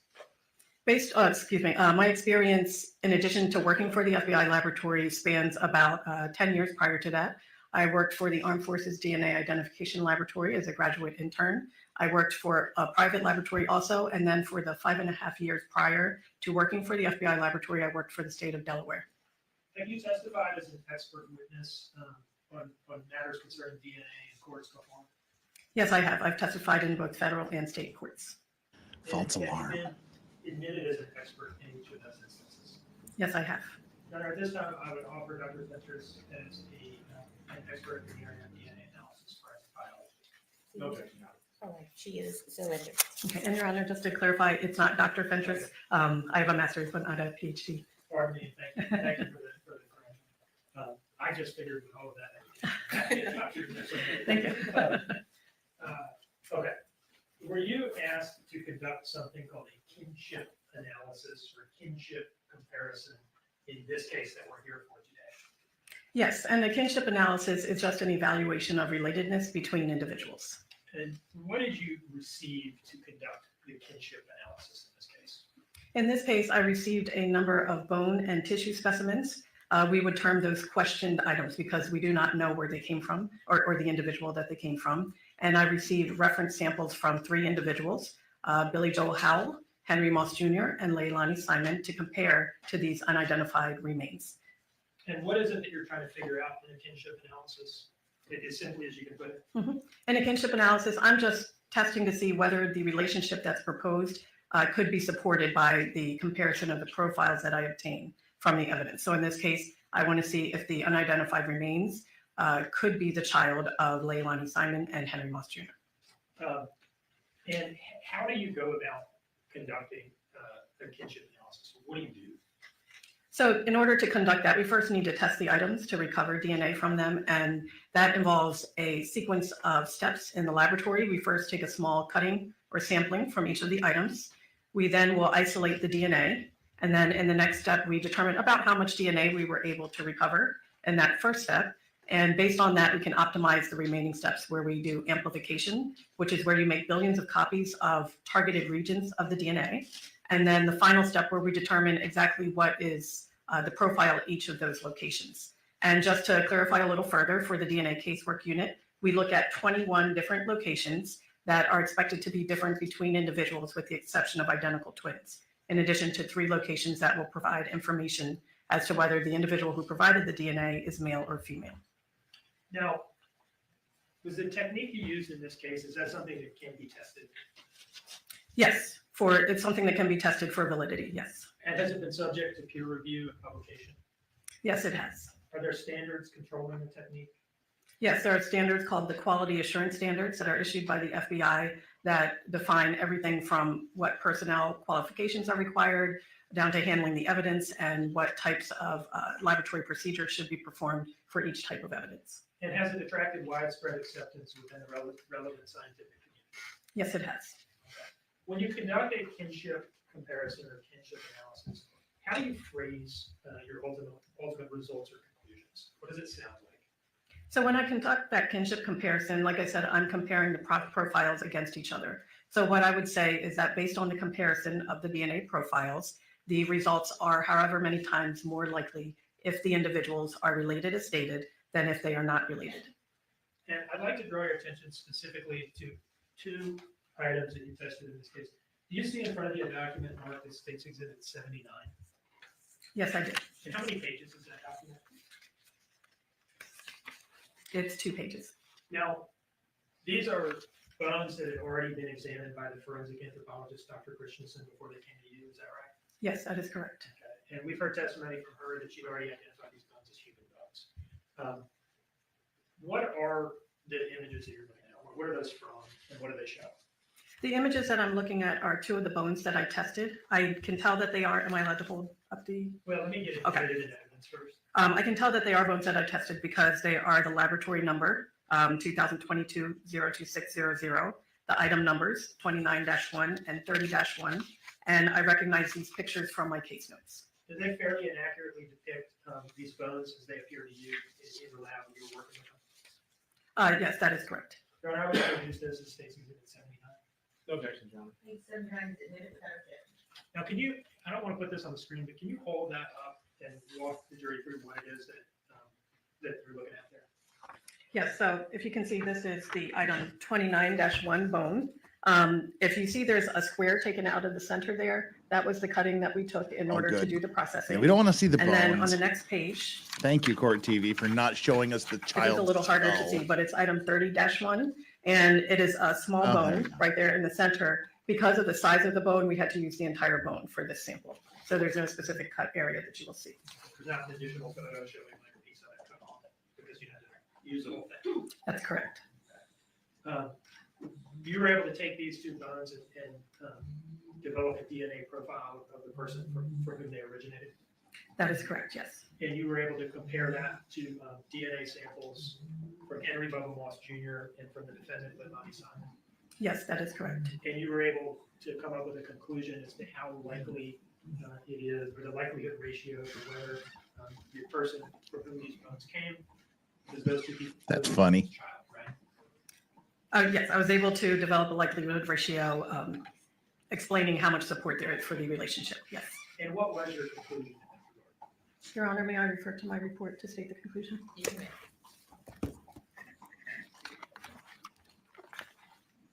Starting with the item 29-1 bone, based on the STR typing results and the comparison of item 29-1 to Moss Jr. and L. Simon, the combined kinship index is approximately 4.1 quintillion. Therefore, the DNA profile obtained from item 29-1 is approximately 4.1 quintillion times more likely if item 29-1 is from the son of Moss Jr. and L. Simon than if item 29-1 is from someone unrelated to these individuals. And these results provide strong evidence that item 29-1 originated from Quentin Simon. As to the next bone in Exhibit 79. And for this one, based on the STR typing results, the DNA profile obtained from item 30-1 is approximately 12 quintillion times more likely if item 30-1 is from the son of Moss Jr. and L. Simon than if item 30-1 is from someone unrelated to these individuals. And these results also provide strong evidence that item 30-1 originated from Quentin Simon. One moment, please, Your Honor. No further questions. Thank you. Any cross? I do, Judge. Good morning, Ms. Ventures. How are you? Good morning. I'm doing fine. Thank you. Okay, I don't get people like you on cross-examination very often, so I'm going to have a bunch of questions for you that I don't get to ask, okay? So let's start. Kinship analysis is, are you looking at alleles or genes or DNA? I mean, I don't understand the difference between the two. And I was just Googling here just to make sure I was correct, and I wasn't.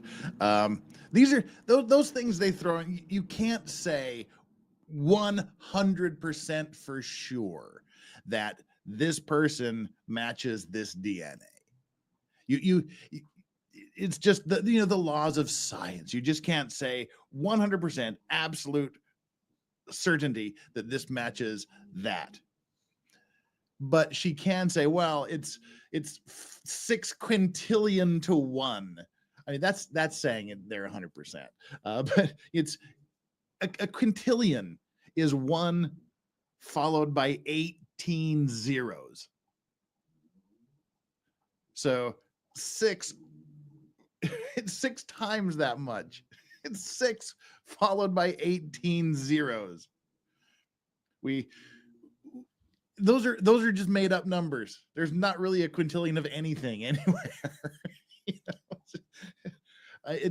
It's as close as they can come to saying, yeah, we're 100% sure that it's a match, but it's what, 6 quintillion to 1. Sure. So allele, genes, and DNA are all related to DNA. When I say that I'm looking at different locations and I'm looking at the profile at those different locations, that would be where I'm referring to alleles. So to take a quick step back, when we look at the nuclear DNA, we're looking at what are called short tandem repeats. And those are short patterns of DNA that are repeated back to back to back. And that number of repeats may differ between individuals at any given location. And it can also differ between locations within an individual. So as I mentioned, we look at 21 of those different locations. What I had yet to say is that we receive half of our DNA from our mom and half from our dad. So at each of those locations, you would expect to see no more than 2 of those numbers. So for example, if at one location I'm a 15-17, it means that I received a 15 from one parent and a 17 from the other. So you're going to expect to see 1 or 2 numbers at each of those locations. Now, when I do my comparisons, where I'm looking at that unidentified profile compared to the potential parents' profiles, what I'm looking for is that pattern. Do I see 1 number from each parent at each of the locations in that questioned or unknown item? And if I see support for that, then I will go on and perform that kinship calculation for the statistic that I mentioned, that 4.1 quintillion or that 12 quintillion. And the reason why I ask that is this is kind of me nerding out a little bit, but when you're doing the DNA, I mean, DNA is an amazing structure, is it not? Okay. But basically what you're doing is looking at, and how many, let's just say on a random piece of DNA from any person, how many different, I guess you would call it, locations are there on that strand of DNA?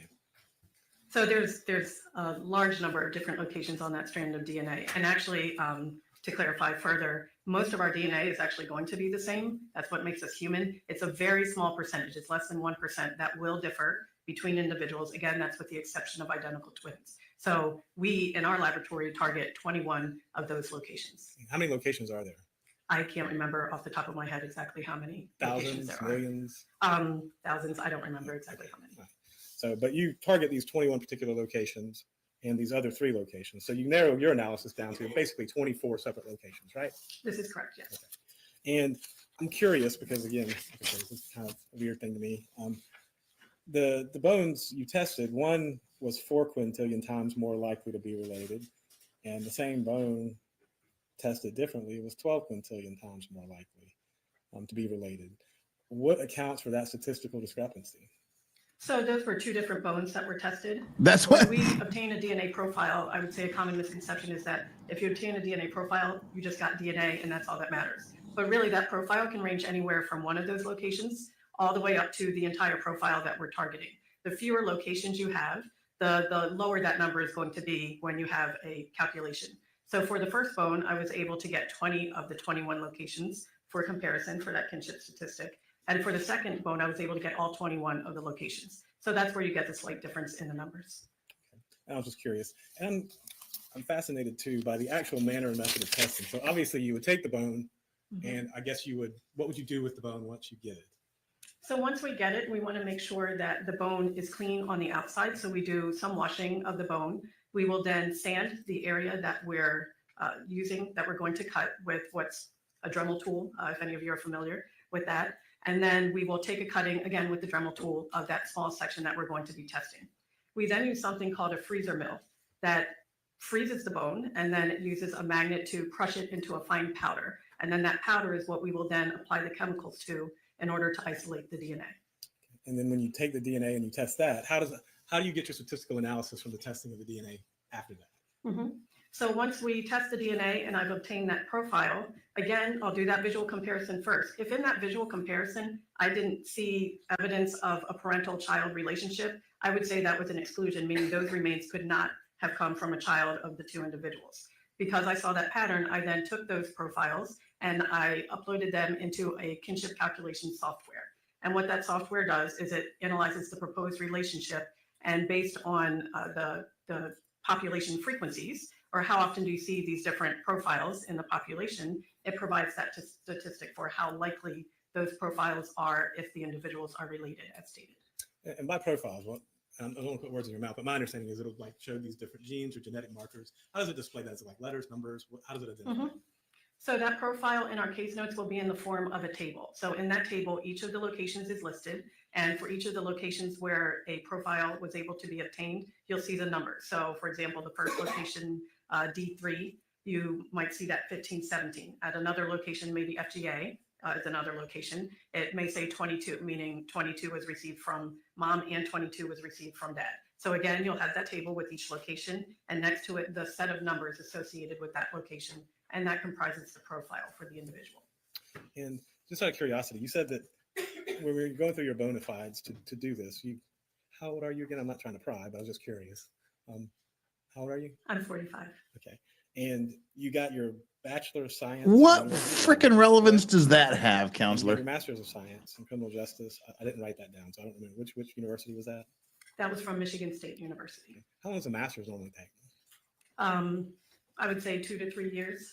Okay, so and I assume the Bachelor's was a normal 4-year degree. That's correct, yes. And 2 to 3 years for your Master's, correct? Yes, that's correct. And then on top of that, you went to extra training at the FBI from about 2.5 years, I think is what you said, 2 to 2.5 years. Yes, as an examiner, yes. Okay. And part of that was they trained you how to present this testimony and evidence in court to be explained to normal people like me, correct? Yes, that's correct. Okay. And of course, how to do the job itself, right? Yes. Okay. And how long have you been an examiner at the FBI? I've been an examiner at the FBI for 10 years now. Prior to that, I was a biologist. And how long were you a biologist? I was a biologist for about 4 years. And to remind you of the difference, biologist does the laboratory processing, and an examiner will coordinate that processing. And as an examiner, you basically, what you just described is you take the bones, you test the bones, and you translate that into, I guess, the results that you testify to here today, correct? So as an examiner, I would assign the testing strategy for the bones. I would coordinate the testing. If there's any questions, the biologist will come to me. If there's any questions about how to proceed, there are several steps along the way where I have to make the decision as to how to proceed. And then once data is produced, I analyze that data, I generate the report with the conclusions, and then I'm the one who is able to testify to those conclusions. Ms. Fenstress, thank you so much for your testimony. I appreciate it, and it's been so informative to me, okay? Thank you. What was the point of that cross-examination? Ask her how old she is and where she studied. Thank you, ma'am. Thank you. What does that have to do with anything? Let me call its next witness. You certainly may. All right, I guess they're approaching for something, I guess. Looks like it's short. Right. The evidence you shall give the court and jury in the trial of this issue shall Uh-oh. Uh-oh, this witness has got the hair all pulled back. She's ready for court. She got all pulled back and pulled up. I think this is what we call a no-nonsense witness. She scares me just looking at the back of her. I would cross-examine with care, counselor. the whole truth and nothing but the truth, so help you God? Yes.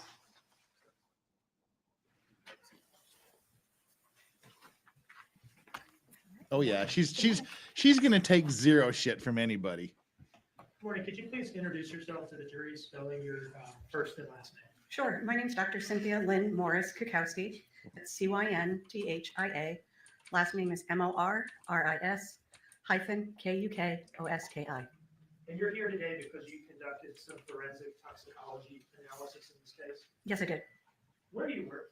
I work at the FBI laboratory in the chemistry unit. And what's your official title or position? I'm a forensic examiner toxicologist for the chemistry unit. And how long have you been in that position at the FBI lab? I've been in that position for over 20 years. And what sort of things do you do there?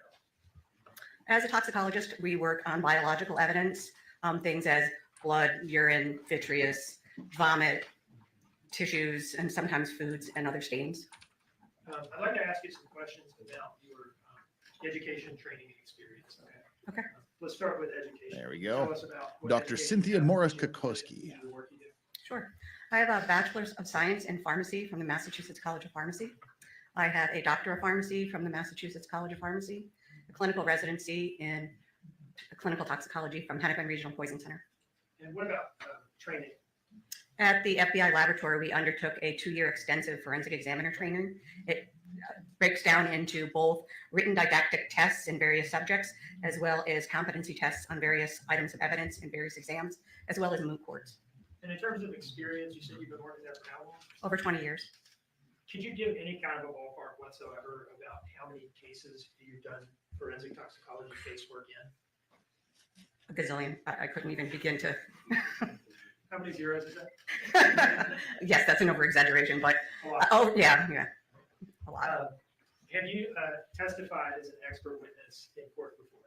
Yes, I have. I've testified in various military tribunals as well as grand juries, state and federal cases. And in those instances, have you been accepted by the court as an expert witness? Yes, I have.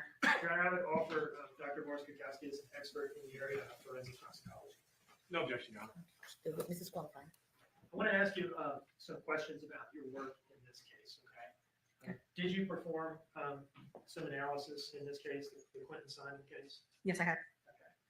At some point, did your lab receive from the agents in Savannah here a pillow and a pillowcase?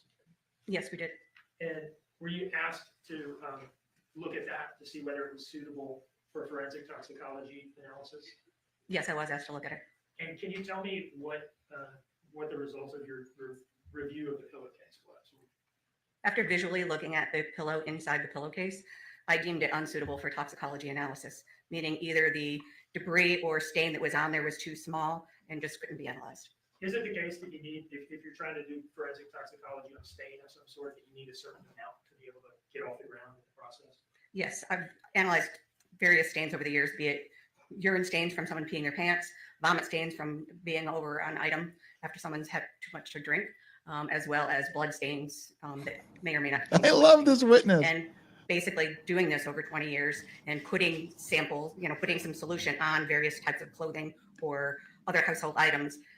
We look at the amount of volume that it takes for the particular procedure. And then by putting that on objects, I've pretty much gotten to the point where I can tell you that for most items, I need to cut a 2-inch by 2-inch square piece of material with a stain on it. And your assessment was there just wasn't enough on this pillow or pillowcase for you to do that? Correct, there was not enough. Did you also receive something that appeared to you to be brain tissue? Yes. How did you know it was brain tissue? I went down to talk with the forensic anthropologist after I worked with my chemist to check in the clothing and articles from the house, and had asked her what she received in the case. And she had said that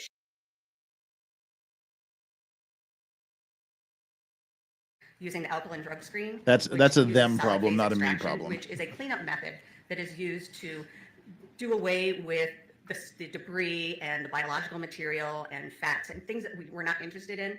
And it concentrates in these individual one-use cartridges, has a filter in there, and it's filtering out all the stuff we don't want, all of that debris. And then we can concentrate with a solution all the stuff we do want, dry it down, put that in a vial, and put that on an instrument called a liquid chromatography tandem mass spectrometer. Now, this technique that you described, evidently as simply as you can, is it a technique that can be tested? Yes, solid phase extraction technique has been used for over 20 years. This procedure has been used at the FBI laboratory since 2006. These cartridges have been manufactured since 2005, has been used widely in the forensic toxicology community, as well as in forensics itself. And the instrument is used not only in toxicology in our lab, but other divisions and also outside the laboratory. All right, so after all that, what was the result or conclusion you reached as to whether this brain tissue contained any cocaine or cocaine metabolites? I did not detect any. Okay, so negative? Not detected. Okay. One moment, please. No further questions, Your Honor. Okay. Yeah, we found brain tissue. Ugh. Dr. Kukowski, right? Morris Kukowski. Morris Kukowski. I'm going to jump back a little bit. Forensic toxicology analysis. Do you only test for what you're asked to test for?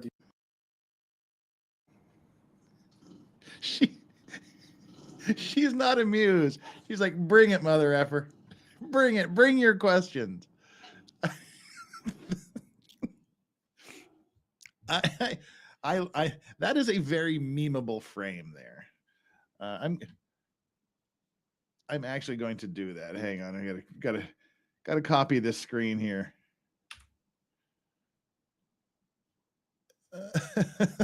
That is the embodiment of bitch please face.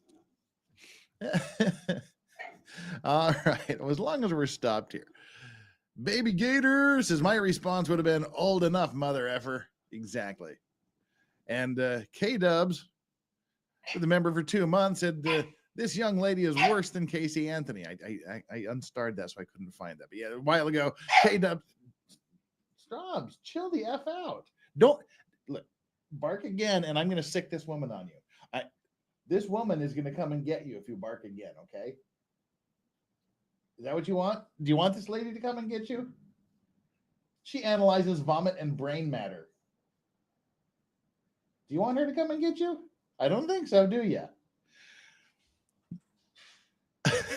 Thank you, K Dubs, for this young lady is worse than Casey Anthony. Yes, absolutely. So all right, I think Strawberry has been educated about oh. All right. Let's get on with this cross-examination. Do you test for any type of toxicology? Depends on the request. Okay. And let's talk about this particular request, okay? Were you asked to test for any metabolites of controlled substances or specifically cocaine? No, I was actually specifically asked to look for cocaine and cocaine metabolites, methamphetamine and its metabolite, fentanyl and fentanyl metabolite, as well as oxycodone and oxycodone metabolite. Okay. And Mr. Dean said that he asked about the cocaine. You said it wasn't detected, correct? That is correct. Okay. That seems different than not being present to me. I assume you use your words properly. So you said you didn't detect any cocaine. Correct. According to our lab policy, we either detect something or not. It's considered either not detected, detective, inconclusive, or identified. That's Okay. just our terminology. And did you have anything that was detected? In the brain tissue? In the brain tissue? No. Okay. And so did you test for fentanyl? Yes, I did. Okay. Methamphetamine? Yes. Okay. Percocets? Oxycodone? Oxycodone? I guess oxycodone is another name for Percocet, if I'm not mistaken. I don't want to put words in your mouth. You corrected me, so. Oh, sorry. Percocet actually is a combination medicine of oxycodone and acetaminophen. In this, I was not looking for the acetaminophen part, just the oxycodone. So, and you said that, and I'm curious. So when you take the tissue, I didn't understand anything of what you just said. So, so let's assume you're talking to somebody who has a much smaller brain than you. What exactly does the testing usually include? The testing includes you analyzing the sample with a negative control that has no known drug in it, the sample itself, and various positive controls. Okay. All right. And with regards to, you'll tag us to the biological tissue, you'll take it and you will Process it. Process it. What's involved in processing it? That's that solid phase extraction where you're removing and filtering out all the stuff you're not interested in, and then concentrating the stuff that's left in that cartridge filter to put on the instrument. Okay. And how big of a sample are we talking when you do this? It's a 1 gram, 1-to-1 homogenate. So 1 gram containing of 50-50 water and tissue sample. Okay. So when you say 1 gram, I assume the total weight's 1 gram. Correct. Okay. So it's like half water and half tissue. Correct. Okay. I just don't understand. So I'm trying to make sure I'm not misstating it. Okay. And then I guess you'll put that in that big long word thing you were talking about, the mass. The instrument, yes. The instrument. Let's call it that. Okay. Yes. The big long word. What does that do? Does that use some sort of is it light, gas? I mean, I don't know how that works. So how does the instrument actually work at detecting things? Okay. The instrument has pumps with fluid. The fluid then gets mixed and put through a column. The column then separates things out based on the chemical properties, and then goes to an instrument called a mass spectrometer that will actually tell you the mass of what drug you're looking for, and then we'll fragment it and look at the chemical fingerprint of that particular compound. Okay. And when you say the mass, I guess is it some sort of light deal or some sort of chemical atomic weight deal? I mean, I don't know. Yes, it's the chemical formula. So you can take the formula of cocaine and add a hydrogen. It will give you the mass of cocaine. All right. So I guess it's looking for that particular chemical property. It's looking, yes, for that exact mass and the exact retention time. So as I said, things come out in a column and get detected in order. And each one has their own time that they come out with their own molecular weight and their own fragmentation. Okay. And that being said, you said that there were certain standards, and I don't understand the standards, so I'm just asking to either be classified as detected, not detected, or inconclusive. Or identified, correct. Or identified. Yes. So, and what are those standards? Because I didn't hear that. So, what are those standards and how do they relate to this? Okay, not detected means you analyze the specimen as you saw fit. You added the internal standard, which is that solution with very similar properties that was detected in your sample, and you did not see the compound of interest. That's not detected. Okay. And Detected means you tested it once and you may have seen something, but for some reason you either didn't have enough specimen or something. I'm really not sure why he's asking these two witnesses these questions on cross-examination. This is the best I can think of is he's just trying to make the jury forget the bad parts they just heard. Just let's sort of dilute your brain with additional information that's not really important. That's the best I can figure. It happened that you couldn't repeat the test. Inconclusive means that you tested it. And when you tested that particular chemical and added that internal standard that has similar properties. If that particular compound did not come through and you could not see it, that's considered inconclusive, because if you can't see something that's very similar in your analysis, you can't say that you potentially saw or did not see what you were looking for. And just to draw conclusions from this, so in this particular case, having the sample that you've tested, all you got the result, and I assume it was not very much because I looked at the picture if you have it. You have the picture that Mr. Dean showed you? I didn't see. If you would show me I guess this was the item. Was that the item or was this the item? That one. Okay. And so that was the item. So we know, is that particular item one? It's State's Exhibit 78, item number 3 on 7. Thank you.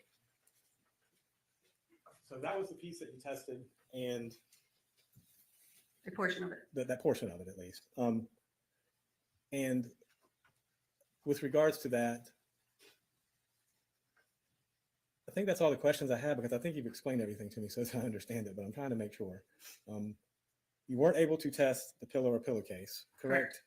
You were able to get enough testing material for this, correct? For what, sorry? For the item 78 that I just showed you? Yeah. The brain tissue? That's item 29. It's, I don't know what your item number would be, but Oh. yes, I think. Yes, item 29. Yes, sir. Okay. And were you given any other samples to test, or were those the only samples you were given? No, I was also given a pink washcloth, a shirt, the pillow that we talked about, pants, and a towel. Okay. Did you perform any testing on those or no? The pink washcloth was considered unsuitable for analysis. The towel was considered unsuitable for analysis. And I did test stains from the shirt and the pants. And I'm just curious, when you said not detected, it means it just wasn't detected in that sample, correct? Correct, in the tested portion. That's all the questions I got. Thank you so much, doctor.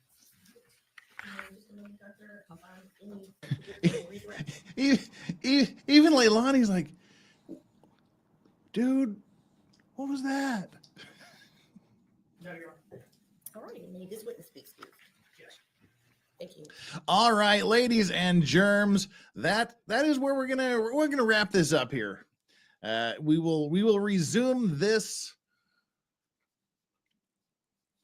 perhaps on Monday. Perhaps I'll do something else on Monday. I'm not quite sure yet, but the plan is to do this on Monday. So we'll resume with day 3 on. Oh my Lord. Yeah. I totally boomered that. You know why? we can just write this entire. Never mind. I'm not even going to tell you how I boomered it. But I did. I boomered something. Yeah. Oh, Mina, shh. Shh.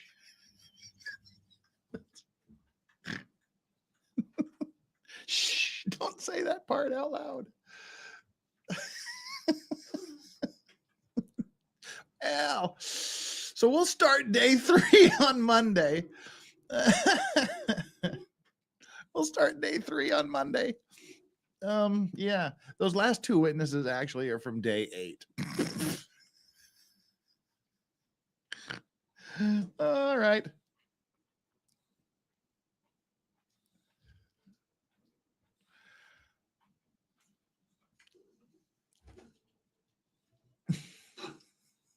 It's a preview for what happens in day 8. That's what we did. The last 30 minutes was a preview. That was a preview for day 8. So we will begin day 3 tomorrow, or Monday anyway. Tomorrow there will be a members only stream. Like I said, they'll probably go from an hour members only stream into just me hanging out with Legos. Hopefully Hayden will be available. Got to keep working on my tower, because there is a new Lego set that someone was very, very, very mean in pointing out to me, because I said I didn't really want to do a Lego build ever again. But yeah, there's a new Lego build coming down the pike that I absolutely have to purchase. It is a Lego version of the Endurance, Shackleton's expeditionary ship that was involved in the incident in Antarctica that we've covered on Maritime Monday. So yeah, it's it's Shackleton's Endurance is being made into a Lego ship. So it'll be a when it arrives, it'll be a Maritime Monday Lego build. So that'll be kind of cool. It starts. I think like the end of the month. I think is when they ship them. So yeah. Right. So anyway, members only stream tomorrow. There'll be some Legoing going on, and then we'll resume with day 3 on Monday. There was no cannibalism on that particular trip, though.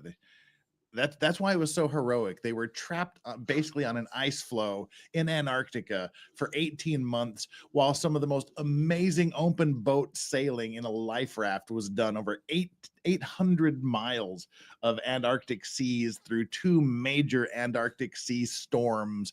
And during that 18 months of hell, not a single person was lost. So yeah, we'll be doing the Shackleton Endurance Lego build. It'll probably arrive right around the first part of December. So cool. All right, that's it, folks. Thank you so much for being with me on this Friday evening, U.S. time, and early morning UK time, and afternoonish Australia time.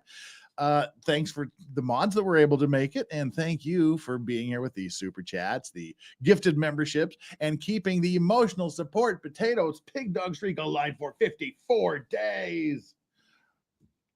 And thanks for just being here, chat. You guys are great. We'll see you tomorrow. Members only. We got over 1,000 members. We'll see how many show up. Take care, peeps, and have a great day. Bye, everybody. Well, let me make sure I've got all the super chats read. Oh, I didn't. K-Dub says, love you, Jeff. Thank you so much. That just snuck in under the wire. Too. You too. You're awesome. Now we're going to end. Bye.